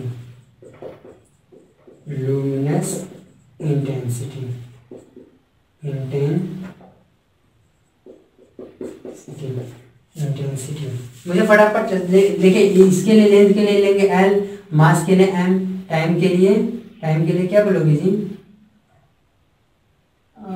T generally, temperature time के लिए स्मॉल t, टेम्परेचर के लिए capital T, amount of substance यानी कि मोल है ना तो N, इलेक्ट्रिक करंट है तो I, लुमिनस इंटेंसिटी है तो I भी। देखो इनकी ऐसा यूनिट है, लेंथ के लिए अगर हम बात करें तो मीटर, मैं चार्ट बना रहा हूँ फिर उनको डिस्कस कर रहा हूँ। मास के लिए है ना, मास के लिए किलोग्राम, टाइम के लिए सेकेंड, टेम्परेचर के लिए केल्विन, अमाउंट ऑफ सब्सटेंस के लिए मोल, इलेक्ट्रिक करंट के लिए एम्पियर, और फाइनली लुमिनस इंटेंसिटी के लिए क्या था, ज्योति तीव्रता यानी कैंडेला, क्या है भैया, कैंडेला। अब ये भी इनके सिंबल, मीटर के लिए हम क्या सिंपली एम, किलोग्राम के लिए केजी, सेकेंड के लिए एस, केल्विन के लिए के, मोल के लिए सिंपली MOL, एम्पियर के लिए ए, कैंडेला के लिए CD। तुम कहोगे सर ये चार्ट क्या है? देखो ये चार्ट है आपके उन 7 फिजिकल क्वांटिटी का लिस्ट के थ्रू, मतलब 7 फिजिकल क्वांटिटी को हमने बताया जो हमारे फिजिक्स केमिस्ट्री हर जगह मिलने वाले हैं। तो ये 7 फिजिकल क्वांटिटी का लिस्ट है। उन फिजिकल क्वांटिटी का सिंबल क्या होगा? लेंथ के लिए L, मास के लिए M, टाइम के लिए स्मॉल t, टेम्परेचर के लिए capital T, amount of substance के लिए N, इलेक्ट्रिक करंट के लिए I, लुमिनस इंटेंसिटी के लिए IV। ये क्या थे? इन फिजिकल क्वांटिटी के यूनिट्स हैं, जैसे लेंथ का मीटर, मास का किलोग्राम, टाइम का सेकेंड, टेम्परेचर का केल्विन, अमाउंट ऑफ सब्सटेंस का मोल, इलेक्ट्रिक करंट का ऐसा यूनिट एम्पियर, लुमिनस इंटेंसिटी का ऐसा यूनिट कैंडेला। तो और ये क्या है? इन एसआई यूनिट के सिंबल है। जैसे मीटर को हम स्मॉल m से, किलोग्राम को kg से, सेकेंड को s से, केल्विन को k से डिनोट करेंगे, मोल को सिंपली MOL लिख के डिनोट करेंगे, एम्पियर को a से और कैंडेला को CD से। तो अब देखो ये तो था हमारा 7 फिजिकल क्वांटिटी का लिस्ट और उनके एसआई यूनिट और उनका सिंबल। अब जो अगला हमारा होगा, अगला क्या है? देखो आज ही का पूरा टाइम दे देते हैं हम इसको प्रॉपर तरह से पढ़ने में, ताकि अगली बार हम आगे टॉपिक की तरफ बढ़े और ये हमारे पेंडिंग में न रहे। तो देखो अब क्या है, हम इन सबको डिफाइन करेंगे। देखिए अभी क्या आपको सर लेंथ को डिफाइन करने क्यों? क्लास 9 में तो आपने पढ़ा था, जब हमने पढ़ा था डिस्टेंस, तो हमने कहा था कि the length covered by an object is known as its distance. अब लेंथ को भी कैसे डिफाइन करें? तो मैं बार बार कहता हूँ कि साइंस में चाहे जो भी सेक्शन आप पढ़ रहे हो, सब में जो भी टर्म्स आपके होते हैं अपनी अपनी कुछ डेफिनेशन होती है। तो आज हम लेंथ की डिफिनेशन, मास की डिफिनेशन, टाइम की definition, temperature, amount of substance, electric current, इनमें से मैं तो बताऊँ तुम लोग को, मास और इलेक्ट्रिक करंट को तुम लोग जान रहे हो, ठीक है? मास और इलेक्ट्रिक करंट को हो सकता है बता दो, ठीक है? हो क्या सकता है कंप्लीटली बता पाओगे, बाकी नए हैं तो सबकी अब डेफिनेशन भी देखेंगे और डेफिनेशन के बाद हम लास्ट अपने टॉपिक की तरफ बढ़ेंगे, जो कि हमारा एंडिंग होगा आज के सेशन का, आज के लेक्चर का। सेशन नहीं कहेंगे, तो हम इसको इरेज कर रहे हैं। ऐसे भी कंटिन्यूटी के साथ लगे रहिए। नोट्स, हाँ एक चीज़ और, अगर आपको लगता है प्रिपेयर है, अगर आप लगता है कि भाई नहीं नोट्स हमें बनानी चाहिए, तो नोट्स आप बना लीजिए। नोट्स है क्या, उसमें क्या भाई, अगर अब जैसा ही बात है नोट्स से हमें प्रॉपर अपना कहते हैं रिवीजन प्रॉपर हो जाता है, तो आप चाहें तो नोट्स भी बना के प्रिपेयर कर लें। तो हम क्या स्टडी करने वाले हैं? हमने जो फिजिकल क्वांटिटी डिस्कस किया है 7 फिजिकल क्वांटिटी, अब चलते हैं उसको डिफाइन करते हैं। सबकी अपनी अपनी कुछ ना कुछ डिफिनीशन होती है, तो अगर सबकी कुछ ना कुछ डिफिनीशन होती है तो हम भी उनकी डिफिनीशन देखते हैं। तो देखिए पहले है जो फर्स्ट आपका था लेंथ, ठीक है? लेंथ तो हम क्या बोलेंगे, अगर लेंथ को अगर आपको डिफाइन करना है तो इसके लिए क्या कहा जाएगा? डिफाइन कर रहे हैं कि the path covered by the light in vacuum, the path covered by the light in vacuum in the time interval,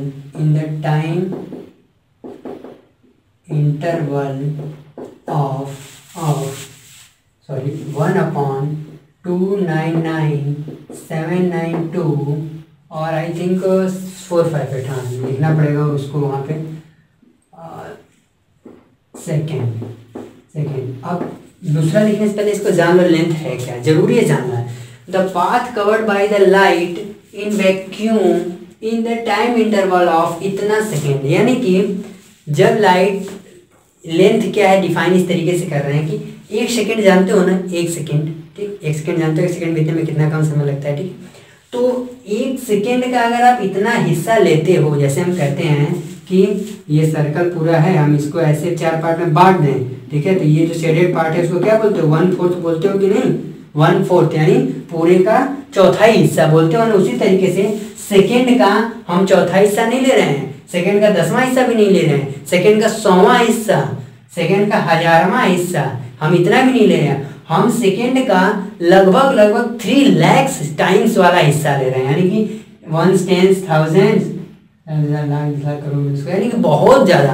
second के भी हम 1 करोड़वें हिस्से को लें, यानी कि लाइट द्वारा वैक्यूम में कवर किया गया वह पाथ जो कि 1 सेकेंड के 1 करोड़, करोड़ सिंपली बोला जाए 1 करोड़वें हिस्से के लिए, 1 करोड़ में 3 करोड़ हो जाएगा भाई, देखो ना, 2.5 सैकड़ा हज़ार 10,000 लाख 10 लाख करोड़ 10 करोड़, मतलब कि 30 करोड़ करीबन। यानी कि 1 सेकेंड का तुम कितना पार्ट भाग, कितना छोटा पार्ट ले रहे हो, 30 करोड़, 30 करोड़ 1 सेकेंड को, ठीक है, 1 सेकेंड को 30 करोड़ पार्ट में बांटो तो जो छोटा सा समय मिलेगा तुमको ना, लाइट उस छोटे समय में जितना पाथ कवर करती है उसको लेंथ कह रहे हैं। फिर से समझना, लेंथ क्या है, लेंथ लाइट द्वारा वैक्यूम में ट्रेवल किया गया वह पाथ है, वह पाथ जो कि 1 सेकेंड के 1/13 करोड़वें हिस्से में किया गया होता है।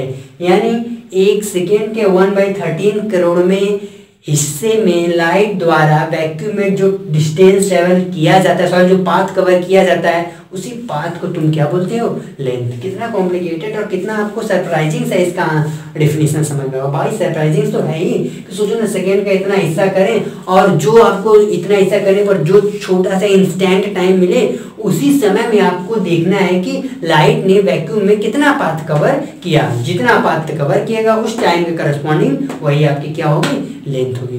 क्या समझ में आया लेंथ? अगर लेंथ समझ में आ गया तो इसके बाद क्या है, मास। इसे कुछ समझाने की बात नहीं है भाई। The amount of matter present in a particle, the amount of matter present in a substance is known as its mass. Mass के लिए कोई नई डिफिनेशन नहीं, ना कोई कॉम्प्लिकेटेड वाले डिफिनेशन। सिंपली कहा गया कि मैटर के पास जितना उसका, सॉरी किसी सब्सटेंस के पास जितना उसके अंदर मटेरियल पड़ा हुआ होता है, वही मटेरियल उसको हम क्या कहते हैं, उसका मास है। ठीक है, जनरली किलोग्राम ग्राम इसके लिए यूज करते हैं मेजरमेंट के लिए, तो इसको नहीं ज्यादा डिफाइन करना है।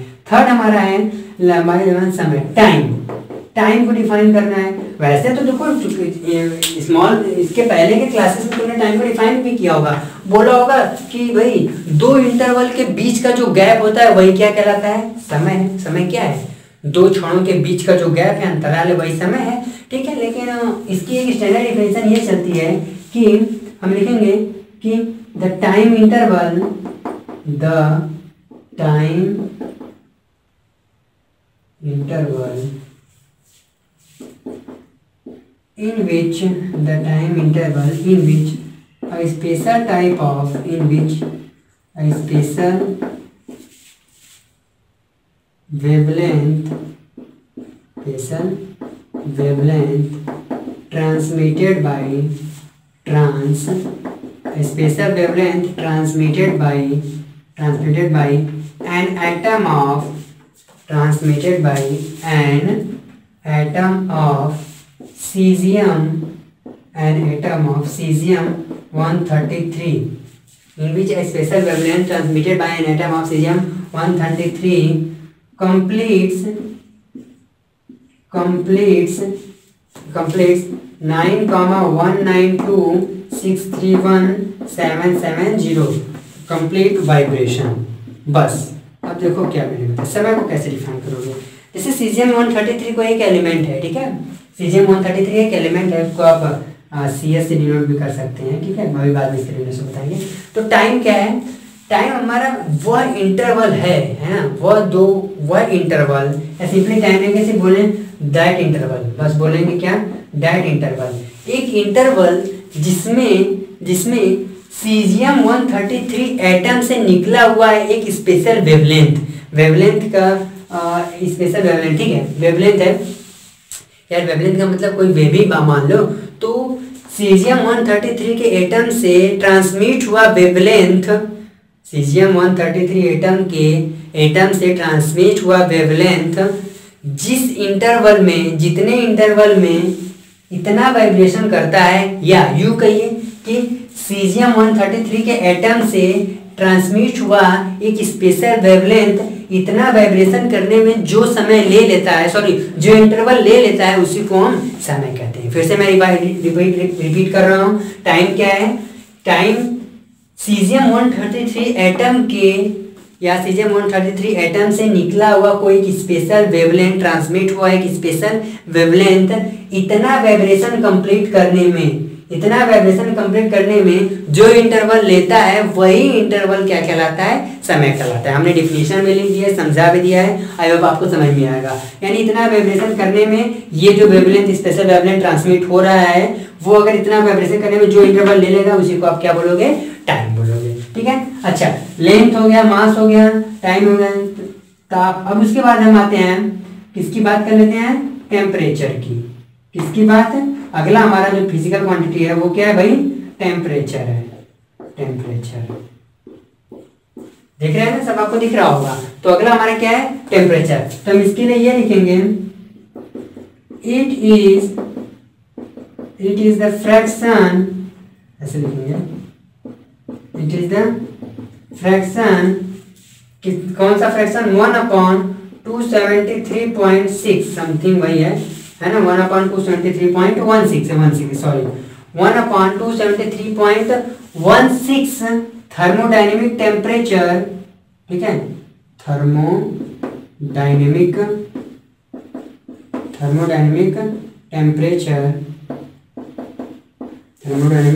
Temperature of triple point of water,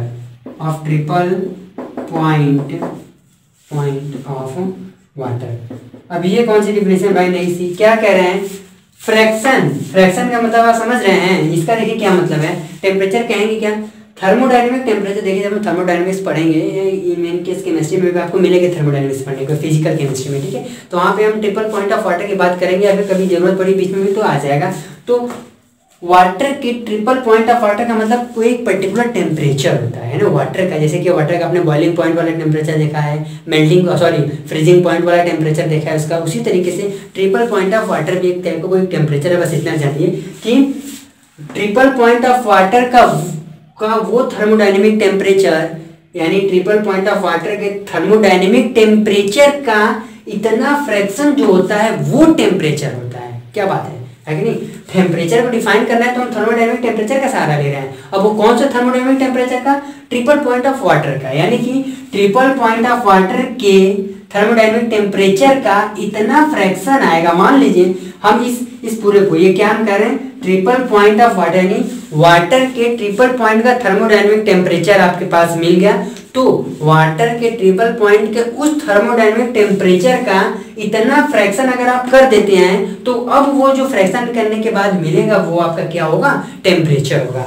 मान लेते हैं कि ट्रिपल पॉइंट ऑफ वाटर, यानी कि वाटर के ट्रिपल पॉइंट का थर्मोडायनेमिक टेम्परेचर अगर हम x लेते हैं, ठीक है, वाटर के ट्रिपल पॉइंट के थर्मोडायनेमिक टेम्परेचर को अगर आप x लेते हैं तो x का अगर आप 273.16 पार्ट करेंगे ना तो ये जो फ्रैक्शन मिलेगा ना, एक्चुअल में ये फ्रैक्शन आपका क्या कहलाएगा, टेम्परेचर कहलाएगा। तो आपको बात समझ में आ गई, टेम्परेचर भी समझ में आ गया। यानी हमने शुरुआत के 4 फिजिकल क्वांटिटी को जान लिया और फटाफट बाकी जो बचे हैं वो भी जान लेते हैं। आई थिंक मुझे अब क्या लगता है, इलेक्ट्रिक करंट बचा, 3 और बचे हैं तो उसको भी डिफाइन कर ही लेते हैं। 20 मिनट बहुत लंबा टाइम हो गया क्लास को, वाल कोई बात नहीं, जरूर डिस्कस हो जाएगा, आज फाइनली कंप्लीट भी हो जाएगा। चलिए देखिए, एक चीज़ और मुझे आप लोग से डिस्कस करना है, ठीक है। इसके अलावा आपके जो 3 और बच रहे हैं, इलेक्ट्रिक करंट, ठीक है, इलेक्ट्रिक करंट, ठीक है, इसके बाद अमाउंट ऑफ सब्सटेंस, और एक और आपका बच रहा है लुमिनस इंटेंसिटी, ठीक है, क्या बच रहा है, लुमिनस इंटेंसिटी। इसे भी कुछ समय के लिए रोके रहते हैं, हमें जो इंपॉर्टेंट, ये हमने जो सर्कल बना के रखा, सॉरी इन ब्रैकेट किया है, ये हम अभी बताएंगे, इसको भी रोके रहते हैं। इसके साथ साथ पहले जो और आगे के वो जान लें, क्योंकि हमें जरूरी है आगे वालों को पहले आपके सामने डिस्कस कर पाना। ये अगर इनकेस स्किप भी हो जाएगा आज तो कोई बात नहीं, नेक्स्ट लेक्चर में कवर करेंगे, लेकिन आज के लेक्चर में जो कंप्लीट करना है वो जरूर मुझे करना पड़ेगा, है ना। तो आज में देखिए, इसके बाद का जो आपका अगला टॉपिक आपका आता है बहुत इंपॉर्टेंट, यानी कि यहाँ के बाद से आपको अभी मैं 2 टॉपिक और आपसे डिस्कस करूंगा जो आपके लिए बहुत ही मतलब कहने का कि वेरी इंपॉर्टेंट होने वाले हैं। क्योंकि आप अभी तक डेसिमल वगैरह का मल्टीप्लिकेशन कैलकुलेशन कई बार किए भी होंगे, नो डाउट, लेकिन अब उनको करने के दौरान कुछ प्रिकॉशन भी यहाँ पे हमें क्या करना पड़ेगा, फॉलो करना पड़ेगा। वो कौन कौन से प्रिकॉशन क्या है, यानी कि अब मैं कुछ और क्या बताने जा रहा हूँ, देखो क्या मैं बताने जा रहा हूँ। साइंटिफिक नोटेशन अब क्या है, साइंटिफिक, ठीक है, हम किसकी बात कर रहे हैं, साइंटिफिक नोटेशन की बात कर रहे हैं। साइंटिफिक नोटेशन क्या है, तो हम बोलेंगे कि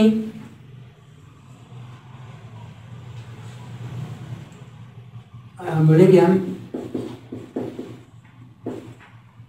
it is a system, it is a system in which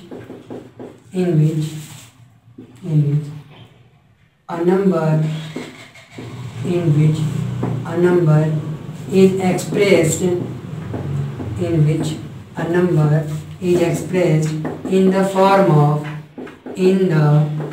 form of capital N into 10 to the power small n। Scientific notation क्या है, देखो इस कई बार तो मैं भी एग्जांपल देखो तुम लोग समझ रहे हो यार ये लोग पहले जानते थे, लेकिन डिफिनेशन में क्या है कि इट इज ए सिस्टम, मतलब कि साइंटिफिक नोटेशन एक तरह का सिस्टम है जिसमें ऐसा सिस्टम जिसमें हम अपने जो हमारे आंसर आए हुए होते हैं, जो भी मान लीजिए कोई कैलकुलेशन हमने किया उसमें कोई हमारा आंसर आया हुआ है, तो उस आंसर को हम capital N into 10 to the power n के फॉर्म में लिखते हैं। तो ये जो लिखने का जो तरीका है यही हमारा साइंटिफिक नोटेशन कहलाता है। और आप ध्यान देंगे n into 10 to the power n में यहाँ पे जो कैपिटल N है ये कोई आपका नेचुरल नंबर होगा, कोई क्या है, नेचुरल नंबर है जो कि 1 to 10 के बीच में वेरी करेगा, ये कोई नेचुरल नंबर है। और स्मॉल n क्या है, कोई आपका एक इंटीजर कह लीजिए, हम यहाँ पॉजिटिव नेगेटिव नहीं क्लियर कर रहे हैं, सिंपली हम कह रहे हैं एक इंटीजर है। जैसे एग्जांपल 2.1 इंटू 10 के पावर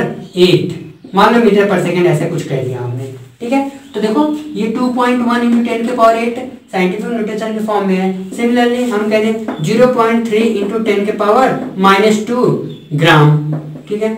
बहुत सारा तुम बना सकते हैं यहाँ पे 2.5 इंटू 10 के पावर 3 मिलीग्राम mg, ऐसे कहो बहुत सारे। तो ये जो अलग अलग नंबर आपके सामने दिख रहे हैं ये सारे नंबर को हम क्या बोल रहे हैं, ये साइंटिफिक नोटेशन है। अच्छा अब बात आती है, कई बार तुम लोग डेसिमल शिफ्टिंग की होगी, यहीं पे मुझे एक रूल्स बताना पड़ेगा। जैसे मैं कहूँ इसी 2.1 को मैं ऐसे लिख दूँ 0.0021 इंटू 10 के पावर मान लो 9 मीटर पर सेकेंड लिख दिया, एक समय के लिए 9 मत करो 7 कर लो, चलो 10 के पावर 7 मीटर पर सेकेंड। अच्छा तो साइंटिफिक नोटेशन के फॉर्म में ये भी सही नहीं है, क्योंकि साइंटिफिक नोटेशन के केस में क्या होता है, आपका डेसिमल आपके नंबर्स के ठीक एक डिजिट बाद में शिफ्टेड होना चाहिए, ठीक है। तो अब चूंकि नंबर आपका जो डेसिमल है वो 1 2 3 मतलब अगर 1 2 3 4 डिजिट बाद शिफ्टिंग पे है, 4 डिजिट बाद वो वहाँ पे है, हमें क्या करना है उसको ऐसा सेट करना है कि वो 1 डिजिट के बाद आ जाए, ठीक है, शिफ्टिंग करनी है। तो इसके लिए कुछ रूल्स होते हैं, मैं पहले बता दे रहा हूँ कि स्टैंडर्ड फॉर्म होता क्या है, बता के तो उस रूल्स को मैं बताऊंगा। तो 2 एग्जांपल लूंगा मैं, मुझे इसे इरेज करना पड़ेगा ताकि समझाना पड़े। ये मैं साइंटिफिक नोटेशन इरेज करने जा रहा हूँ, ठीक है। यानी अब हम पता है क्या बताने जा रहे हैं, हम कुछ रूल्स डेवलप तो है ही, वो उन रूल्स का डिस्कशन कर रहे हैं जिसके थ्रू हम क्या करेंगे, किसी अपने नंबर को साइंटिफिक नोटेशन में कैसे या स्टैंडर्ड फॉर्म में कैसे ले जाएंगे। जैसे मैंने एक एग्जांपल लिया 0. पहले हम क्या करते हैं, मतलब कोई भी ले लेते हैं 0.0021 इंटू 10 के पावर 4 मीटर ले लो, और एक तुम ले लो क्या करो 235.5 इंटू 10 के पावर 6 मीटर ले लो, ठीक है। 2 तरह का, दोनों स्टैंडर्ड फॉर्म में नहीं है। अब इसका जो स्टैंडर्ड फॉर्म होगा वो होगा 2.1 इंटू 10 टू द पावर कितना है 1 2 3 4, तो ये हो जाएगा सिंपली, एक्चुअली इसको कर दो तुम 6 कर लो 6, तो 1 2 3 4, तो ये हो जाएगा आपका 10 के पावर 2 मीटर, और ये आपका हो जाएगा 2.355 इंटू इसका standard form into 10 to the power 8 metre. अब ये दोनों आंसर आपके देखिए स्टैंडर्ड फॉर्म में आ गए, लेकिन हुआ क्या, जरा देखिए इस केस में क्या हुआ, ये जो डेसिमल है वो अपने ओरिजिनल पोजीशन से राइट में शिफ्ट हुआ है, ठीक है। ये डेसिमल अपने ओरिजिनल पोजीशन से राइट में शिफ्ट हुआ है, और यहाँ पे ये डेसिमल पोजीशन अपने ओरिजिनल पोजीशन से लेफ्ट में शिफ्ट हुआ है, ठीक है। यानी कि जब कभी भी आपके आंसर आएंगे आप उसको स्टैंडर्ड फॉर्म में चेंज करने की कोशिश करोगे तो आपको 2 ही चीज़ करनी पड़ेगी। अपने ये जो आपका एक्सपोनेंशियल वाला टर्म है ना, a के पावर x वाला जो टर्म है एक्सपोनेंशियल टर्म, ये तो आपका एज इट इज रहने वाला है, ठीक है। इसमें चेंज तब आएगा जब आप पावर ऑफ इंडिसेस करेंगे, तो उसमें जरूर रूल्स अप्लाई करिएगा। लेकिन चेंज आपको मेन करना उसमें होता है अपने डेसिमल की पोजीशन को।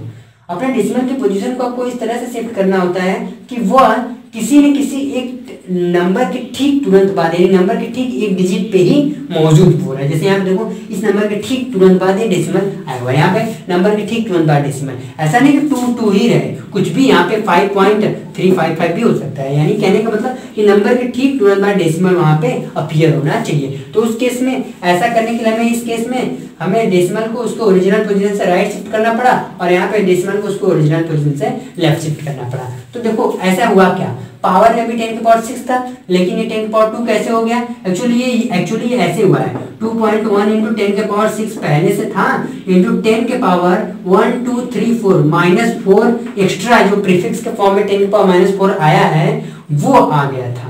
और ये देखो मिला करके क्या हुआ, 2.1 इंटू 10 के पावर 6 माइनस 4 क्या हो, 2 मीटर। क्या मेरी बात समझ में आई? तो हम इसी के लिए रूल्स लिखेंगे, इसी के लिए रूल्स लिखेंगे। देखो क्या लिखेंगे, क्या कि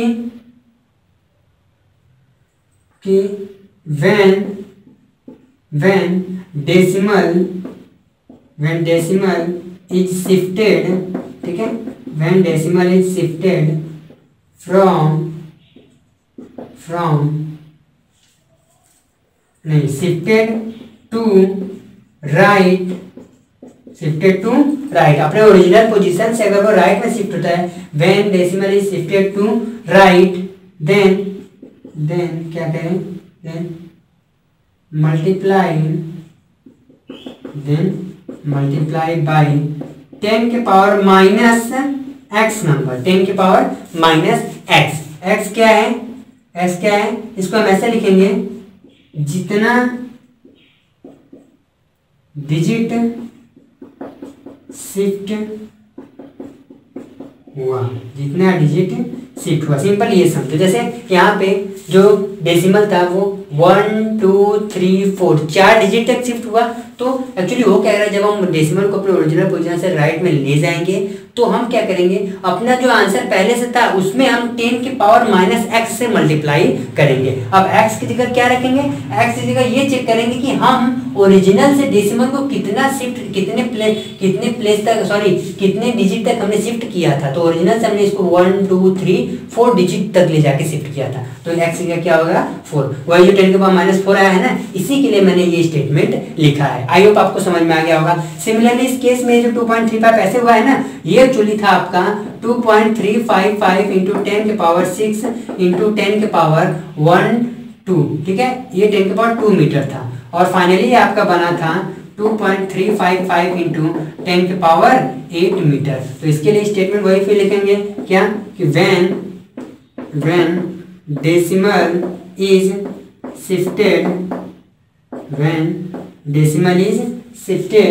in left then किससे मल्टीप्लाई करना है, then multiply by 10 के पावर प्लस x। अब वो x क्या है, जितना डिजिट शिफ्ट हुआ। वैसे जैसे यहाँ पे x कितने डिजिट, यहाँ पे डेसिमल देखो राइट से अपने ओरिजिनल पोजीशन से लेफ्ट में शिफ्ट हुआ है, वो भी कितना 1 और 2 डिजिट। तो 10 की पावर प्लस x से मल्टीप्लाई करेंगे और x की जगह 2 क्यों रखेंगे कि वो 2 डिजिट ही शिफ्ट हुआ है। तो अब आप जब भी अपने आंसर को स्टैंडर्ड फॉर्म में लिखेंगे तो इन रूल्स को याद करते, या फिर आप जैसे पहले करते थे 1000 वगैरह से डिवाइड करके, वो भी तरीका ठीक है, लेकिन ये बहुत फास्ट कैलकुलेशन करना तो ये जरूरी है आपको जानना, ठीक है। तो अब इसको हम इरेज कर रहे हैं। अच्छा, ये रूल्स का हमने डिस्कशन कर लिया, ठीक है। अब हमारा एक और चीज़ बचता है, शायद मुझे याद आ रहा है, आई थिंक डेसिमल की शिफ्टिंग हमने आपको बता दी, और एक चीज़ और था, आई थिंक मुझे याद नहीं आ रहा है, ज़रा सा एक मिनट, वो चीज़ था हमारा, एक मिनट देख लेते हैं इसमें। साइंटिफिक नोटेशन हो गया ना, हाँ एक चीज़ बहुत इंपॉर्टेंट थी, आई एम सॉरी, मुझे उसको वॉच करना पड़ा, बुक्स में नेक्स्ट हेडिंग क्या थी उसको देखना पड़ा। वो था हमारा, वो बुक्स में तो है नहीं, लेकिन मैं उसको अपने से बता दे रहा हूँ, अपने से। क्या हेडिंग होगी, to reduce a digit in given number. ये बहुत जरूरी है बताना हमारे लिए, है ना। जब कैलकुलेशन करेंगे ना तो जरूरी है, मतलब कोई एक नंबर है तो उसमें डिजिट को रिड्यूस कैसे करें, इसके पहले ही साइंटिफिक नोटेशन को आप स्टैंडर्ड फॉर्म में नोट कर लेंगे, बना लेंगे, ठीक है। अब क्या करिए, कोई नंबर है उसमें से हम क्या करना है, कोई एक संख्या आपको दी गई है, उसमें से डिजिट को हम क्या करते हैं, रिड्यूस करते हैं। देखिए ये जो बताने जा रहे हैं बहुत जरूरी हमारे लिए हो जाएगा, क्योंकि कभी कभी क्या होगा, आप अपने कैलकुलेशन को करेंगे जब केमिस्ट्री में, है ना, कैलकुलेशन अभी तो कैलकुलेशन कर नहीं रहे तो आपको लग रहा होगा कि ठीक है क्या है नहीं है, लेकिन जब कैलकुलेशन करेंगे ना तो आपको इसका इंपॉर्टेंस समझ में आएगा। जब भी कोई आप कैलकुलेशन करते हैं तो उसमें कुछ ऐसे केस आ जाते हैं कैलकुलेशन में, कैलकुलेशन करते करते कुछ वहाँ पे कैलकुलेटिव पार्ट में कुछ ऐसा ऐसा सिचुएशन आ जाती है, तो वहाँ पे हमको कुछ डिजिट को रिड्यूस करना होता है, उस डिजिट को वहाँ से हटा देना हमारे लिए बेहतर होता है। तो ऐसे तो हटा देंगे नहीं, क्योंकि वो तो हमारे कैलकुलेशन का एक पार्ट है, कैलकुलेशन का हमारा एक हिस्सा है, तो हम उसको ऐसे तो हटा नहीं देंगे। तो उसको हटाने की जगह पे, यानी उसको जब हम रिड्यूस करेंगे तो उसकी जगह पे हमें कुछ एक्स्ट्रा चीज़ करनी होती है। वो क्या है जरा उसको देखेंगे। तो इसके लिए कुछ ये करना है, जैसे में एक एग्जाम्पल लेते हैं, जैसे मान लो हम 3.634 सेंटीमीटर है, तो हम इसको लिख देंगे 3.63 सेंटीमीटर, ठीक। अगर कहीं यही आपका 3.636 सेंटीमीटर है तो हम इसको लिखेंगे 3.64 सेंटीमीटर। तो हम करें वाह। अगर कहीं 3.635 सेंटीमीटर है तो हम इसको क्या करेंगे ठीक है 64, है ना, इवन रहने पर कुछ नहीं, ऑड रहने पर 3.64 सेंटीमीटर। देखो क्या मैं कर रहा हूँ, 3.634 सेंटीमीटर, इसमें डेसिमल के बाद 3 डिजिट थे, हमने एक डिजिट को हटा करके उसको 2 डिजिट पे रिप्लेस किया, तो उसको हटाया तो भाई इसमें कोई फर्क ही नहीं पड़ा। लेकिन 3.636 में अभी भी डेसिमल के बाद 3 डिजिट है, लेकिन जब हमने इसको रिड्यूस किया तो ये 1 से बढ़ गया, 6.3 से 6.4 हो गया, और यहाँ पे 3.635 में से इसको हटाया तो इसमें भी 1 बढ़ गया। तो हमारा क्या कहने का मतलब समझ रहे हैं, हम एक गिवन नंबर में से किसी डिजिट को रिड्यूस करना आप सीख रहे हैं। इसके लिए कुछ रूल्स हैं, जैसे अभी मैं समझा दे रहा हूँ फिर रूल्स लिखवा रहा हूँ। जैसे इसमें देखो 3.634 हमें क्या करना था, यहाँ पे 4 को रिड्यूस करना था, ठीक है। ये यूनिट प्लेस पे है, इसको रिड्यूस करना है तो हम देखेंगे कि इसको रिड्यूस करो नो प्रॉब्लम, लेकिन रिड्यूस करने से पहले तुम देखो कि जो तुम रिड्यूस कर रहे हो वो 5 से ज्यादा है या 5 से कम। तो चूंकि हम जिसको रिड्यूस कर रहे हो 5 से कम है, तो जब ऐसा डिजिट जो 5 से कम होता है और उसको हम रिड्यूस करते हैं, तो रिड्यूस करने के बाद उसके पहले जो नंबर होते हैं उसमें कोई चेंज नहीं करते हैं, क्योंकि हमने जिस डिजिट को रिड्यूस किया है वो 5 से छोटा है, ठीक है। अभी मैं नियम लिखूंगा, रूल्स लिखूंगा, घबराओ नहीं, समझ लो बस। ये क्या समझाना है कि जिस भी डिजिट को हम रिड्यूस कर रहे हैं वो 5 से कम है, इसीलिए उसको रिड्यूस हमने कर दिया, तो उसके पहले वाले जो डिजिट थे उसमें कोई फर्क नहीं पड़ा, ठीक। वही इस केस में देखो, जिस डिजिट को रिड्यूस कर रहे हैं वे 5 से ज्यादा है, ग्रेटर देन 5 है, तो जब इसको रिड्यूस करेंगे तो इसके पहले वाले डिजिट में 1 ऐड अप कर देंगे, जो को 5 से ज्यादा तक है, इसको रिड्यूस कर दिया, तो ये जाते समय अपने बगल वाले डिजिट को 1 ऐड अप करा दिया, 3.64। इस केस में देखो अभी भी हमने एक डिजिट को रिड्यूस किया है, लेकिन ये डिजिट अब तो न तो 5 से ज्यादा कम है न तो 5 से ग्रेटर है, ये तो एग्जैक्ट 5 है। तो इस केस में दो पॉसिबल केसेस आ जाते हैं कि जब हम इसको रिड्यूस, जब 5 ही हो जाता है तो रिड्यूस करना भी है तो देखेंगे कि इसके पहले वाला डिजिट इवन है कि ऑड है। क्योंकि इसके पहले वाला डिजिट क्या है, ऑड है, तो अगर एग्जैक्टली 5 है, जिसको आप अगर आप किसी डिजिट को रिड्यूस कर रहे हैं और वो डिजिट आपका एग्जैक्टली 5 मिल गया, तो अगर वो 5 से वो रिड्यूस आप करिए, लेकिन उसके पहले अगर ऑड है तो उसमें 1 ऐड कर दीजिए। किसमें, इस जिसको रिड्यूस करे उसको नहीं, इसके पहले वाले डिजिट में 1 ऐड कर दीजिए। अगर वो इवन है तो उसको एज इट इज स्किप कर दीजिए, ऐसे ही एज इट इज उसको छोड़ दीजिए। क्या इतनी बात समझ आई? तो रूल्स कुछ इस तरह से बनेगा कि पहला, when skipping digit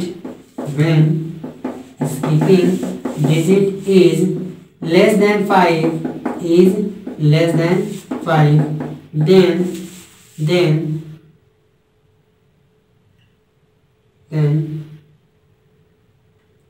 no change in digit का मतलब कि इसके पहले वाले डिजिट में कोई भी चेंज आप मत करिए। ऐसे करेंगे then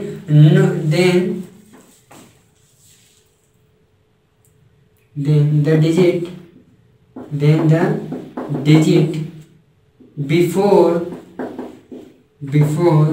इट का मतलब जिसको स्किप कर रहे हैं उसके पहले का जो डिजिट है, then the digit before it is remains unchanged, वो बदला हुआ नहीं होता है। आई होप आपको समझ में आ रहा है। इसी में लिखेंगे if skipping digit is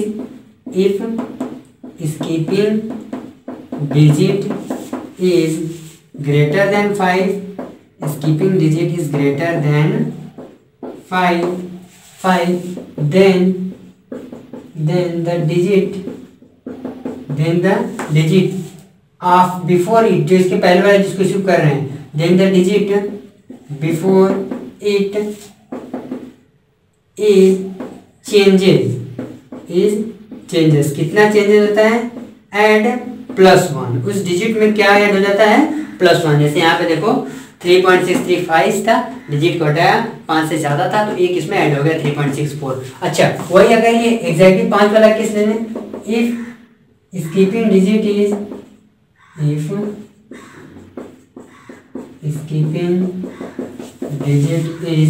exactly 5, then दो केस लेना। पहला एक case, then digit before it remains unchanged, किस केस में? इवन केस में। इवन के केस में वो डिजिट जो उसके पहले है वो वैसे का वैसे रहता है, और बी केस में क्या हो जाएगा? चेंजेस, वो डिजिट क्या हो जाएगा? देन डिजिट चेंजेस, और चेंजेस का मतलब ऐड हो जाता है उसमें क्या? +1। अब देखो ये बहुत इंपॉर्टेंट दोनों समझाना क्या है। अगर एग्जैक्टली 5 होता है आपका डिजिट, तो उस केस मतलब जिसको आप स्किप कर रहे हो, अगर वो 5 ही मिल गया एग्जैक्टली, तो उसमें 2 केस मिलेंगे। स्किप करने से पहले देखिएगा कि इसके पहले वाला डिजिट ऑड है कि इवन। अगर इसके पहले वाला डिजिट ऑड है तो आप इसको स्किप करिए, लेकिन इसके पहले वाले डिजिट में 1 ऐड कर दीजिए। जैसे यहाँ पे और था ना, तो 1 ऐड हो गया। लेकिन इसके पहले वाला अगर इवन है तो आप क्या करिए? इसकी डिजिट को स्किप कर दीजिए, लेकिन उसके पहले वाले डिजिट को एज इट इज रहने दीजिए। मतलब यहाँ पे ये होता, अगर आपका 3.625 होता सेंटीमीटर, तो आप क्या लिखते हैं? 3.62 सेंटीमीटर ही लिख के रह जाते। तो आई होप आपको समझ में आ गया। यानी कि डिजिट को रिड्यूस करना, यहाँ पे देखो मैं एक डिजिट को रिड्यूस कर रहा था, है ना, यूनिट वाले को। तो यार यहाँ पे मैंने सिर्फ यूनिट वाले को रिड्यूस बार बार कर रहा था ना, लेकिन अगर आपको जरूरत पड़ा यूनिट के साथ टेंस वाले को भी रिड्यूस करना पड़ गया, तो उस केस में यहाँ पे मैंने किसको बेस मान के लिया था? 5 को बेस मान के लिया था ना, कि कभी 5 से ग्रेटर लिया था, तो कभी 5 से लेसर लिया था, कभी 5 के इक्वल। इन्हीं 3 पर रूल्स बनाया था। लेकिन अगर आप एक से ज्यादा डिजिट को रिड्यूस करेंगे, अगर मान लो आप 2 डिजिट को रिड्यूस कर रहे हो, तो आप 5 को बेस नहीं मानेंगे, किसको ले लेंगे? 50 को। 50 से ज्यादा हुआ, 50 से कम हुआ, या 50 के बराबर हुआ। अगर आप 3 डिजिट ले रहे हैं तो 500 से ज्यादा हुआ, 500 से कम हुआ, या 500 के बराबर हुआ। आई थिंक अब आपको समझ में आ गया होगा कि अगर हम किसी नंबर से डिजिट रिड्यूस करेंगे तो रिड्यूस करने के दौरान किन किन बातों का ध्यान रखेंगे।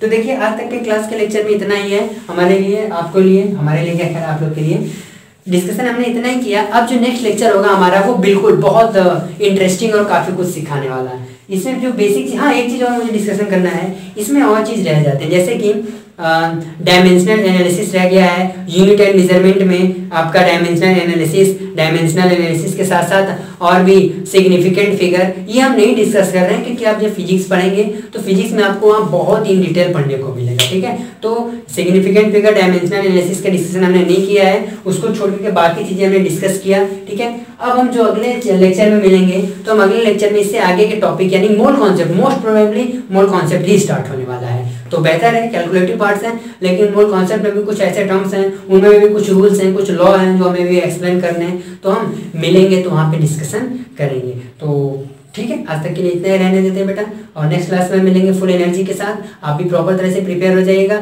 और हाँ, इन शॉर्ट मैं ये कहूँगा कि अगर आपको लगता है कि नोट्स वगैरह प्रिपेयर करना है, तो आप नोट्स बनाते रहिए और एक बेहतर नोट्स भी प्रिपेयर करिए। तो चलिए, अभी तक इतना ही रहने देते हैं, बाकी हम नेक्स्ट क्लास में मिलेंगे तो डिस्कशन कंटिन्यूड रहेगा।